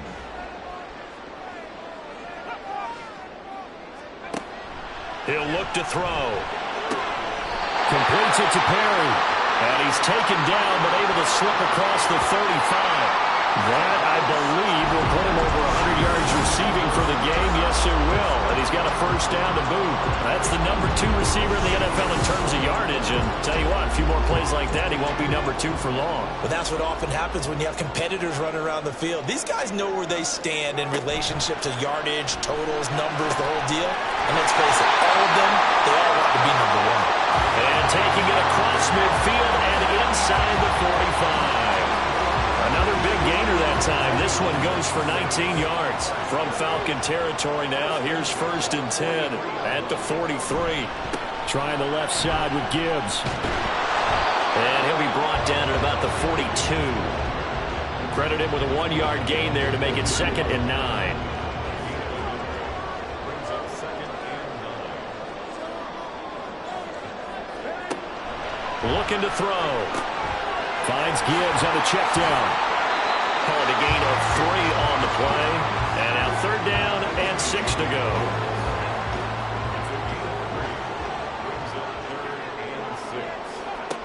They'll look to throw. He's got his target. That's complete. And he is going to have a Saints first down as they're able to get the 3rd down conversion. I don't care how many times we see it. I still get a kick out of watching quarterbacks and receivers do the pass tree in pregame warm-up. But I always remember that when we go to practices, we see that after practices as well. They really tune it up, don't they? They tune it up. They know why they do it for these situations. First down. And they build that trust, and that's why they're able to find him in this type of a situation. Here's 2nd and 8. That's complete to Dill. Will go down as a gain of 6. And now that sets up 3rd and 2.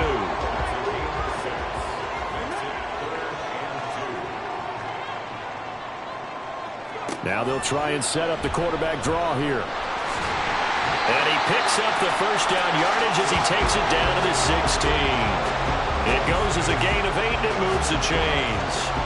This has been an up and down, back and forth type of a game, hasn't it? Maybe this long drive could take a little bit of the wind out of their sails, kind of settle things down a little bit. Now he'll dump it underneath to his running back, complete. Touchdown! A great effort there.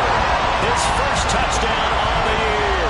And the Saints are an extra point away from going back on top here in the 4th. Getting your back involved, what's the importance there in the passing game? Well, oftentimes you can create mismatches because who's going to cover, and you get him into space, which is where he likes to operate with the ball in his hands. Oftentimes makes people miss, gets that run after the catch, and off he goes. And into the end zone. A very important extra point there, up and good, and they have taken the lead here in this 4th quarter. Out is the kickoff unit as they run up and send this one away. And here comes a return from just beyond the goal line. And that decision to bring it out ends up not being a good one. Costs him about 5 yards as he's tackled at the 20. Here comes the Atlanta offense now ready to take over here.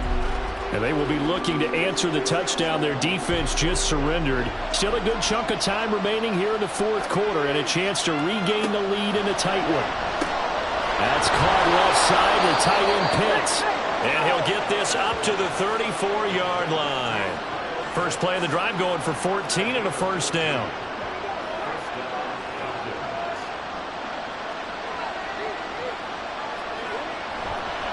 Handoff now to Robinson. And he'll take this ahead for about 4. 2nd down coming up. 2nd and 6.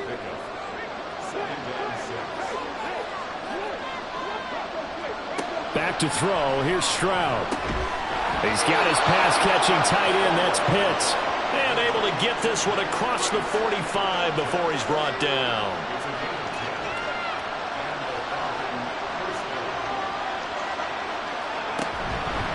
On the give, here's Robinson. And he is met in his tracks behind the line of scrimmage.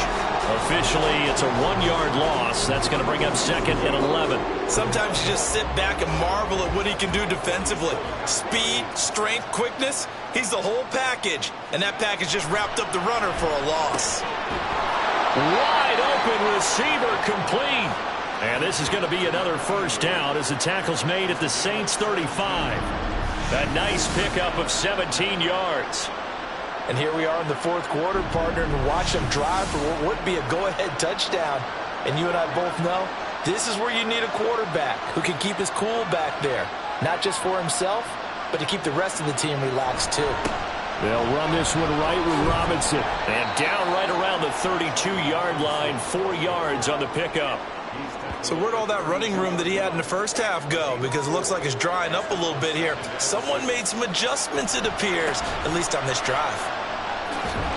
And they'll be inside the 25 now at the 24. 106 yards on the ground for him now as he has gotten better, really, as the night's gone on. Another carry for their leader and a good one. It's crunch time. They'll need him to continue to be productive in both the run and passing game in order for them to try and snatch a victory. A quick throw here out wide to Pitts. This will be stopped about 2 yards shy of the marker. 8-yard gain, 2nd and 2. 2 yards to go, 2nd down.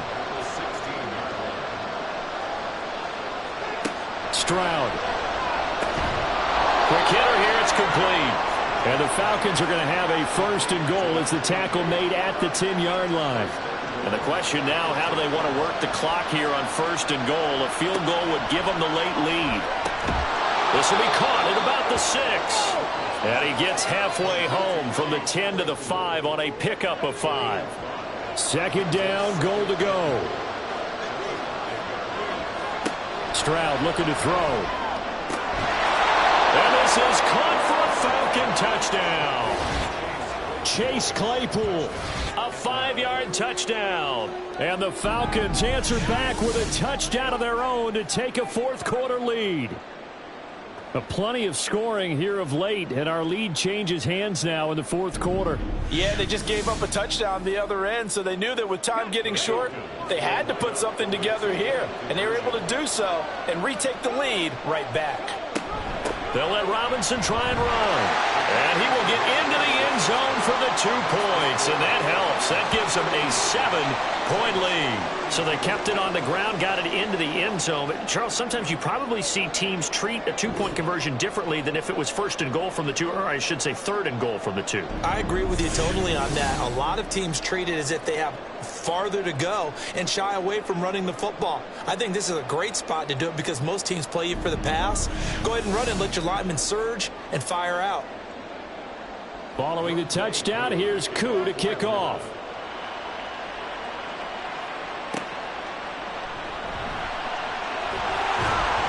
And he brings us out past the 20 to the 24. So all eyes on the Saints offense. Down by 7. 2 minutes, 17 seconds to go. And their 4-game winning streak in great danger. It's grabbed over the middle by White. And the result here, a pickup of 8. Leaves him with 2 to go on 2nd down. Fourth quarter, down to the final 2 minutes, and we've got a 1-score game. So it's Saints football as we get you reset. They come up now on 2nd and 2. From the gun, Gibbs will get it. And he's able to take this one up to the 35-yard line. 2nd and 2 is prime time for a little bit of a gamble, isn't it? Open up the playbook, go play action, toss that bad boy deep. But in this situation, go ahead and give it to your back. Let him pick up a 1st down. Keep the sticks moving. They'll set up to run the quarterback draw. Sheds off the tackle. And they bring him to the ground just shy of midfield. Plenty of time. All 3 timeouts still remain.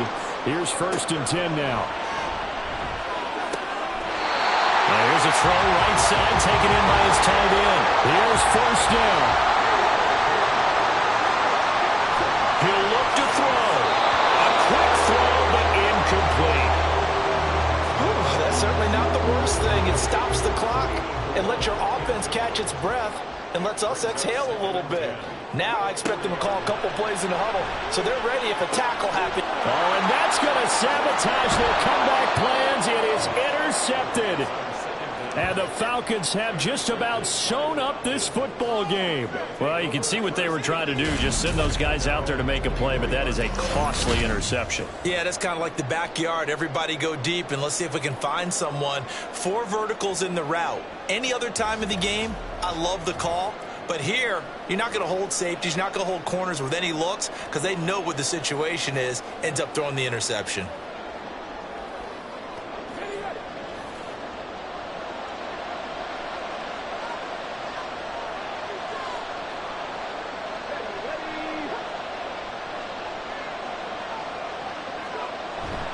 We've got to have 2 hands on the football here as they run on first down. Now a timeout called for by the defense as the clock stops here with 46 seconds left to play. Another run on second down, trying to cover up. And he'll push his way forward to about the 32. Now a timeout called for by the defense as they'll stop it with just over 40 seconds to go in the game. Now the Saints will use their 3rd and final timeout as they stop it here with just under 40 seconds to go in the game. His first punt, 45 yards. This looks good as well. The New Orleans offense set to take over. But not an ideal way to end their previous drive. They threw the interception, Charles, after they had built up some momentum. They were moving the football, but something to at least build on for this offense as they run back out here. Yeah, you're right about that. Up until that last play, everything was working pretty well for this offense, gaining chunks of yardage, getting first downs, really making a... Nowhere to go here. He lost the football, and the Falcons grab it. And they'll be inside the red zone with the ball at the 16-yard line. And they were hoping to get down there, get the score, and get this thing into overtime. How deflating. Absolutely. I mean, let's face it, heartbreaking. They had an opportunity, had a chance, and probably were feeling pretty good about what was going on, and that was taken away from them by their own mistake. Yep, the opportunity squashed. So he'll take a knee here to wrap this one up, and he's going to want to keep that game ball. He was sensational.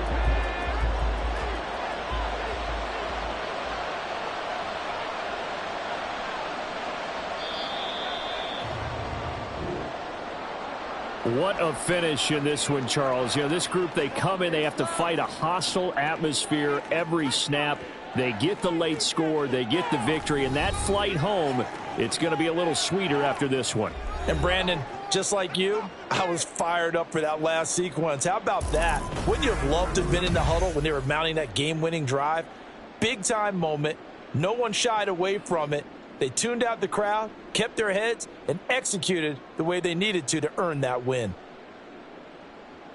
So for Atlanta, the victory moves them to 7-1 on the year. And they'll be able to enjoy this one through the bye week before they get back at it again. Meanwhile, for the Saints, they'll fall to 5-3 with a loss. And they'll be on the road next week for a matchup with the Carolina Panthers. Thanks for tuning in, everybody. Alongside Charles Davis, we thank our entire crew. I'm Brandon Gaudin. This is the NFL on EA Sports.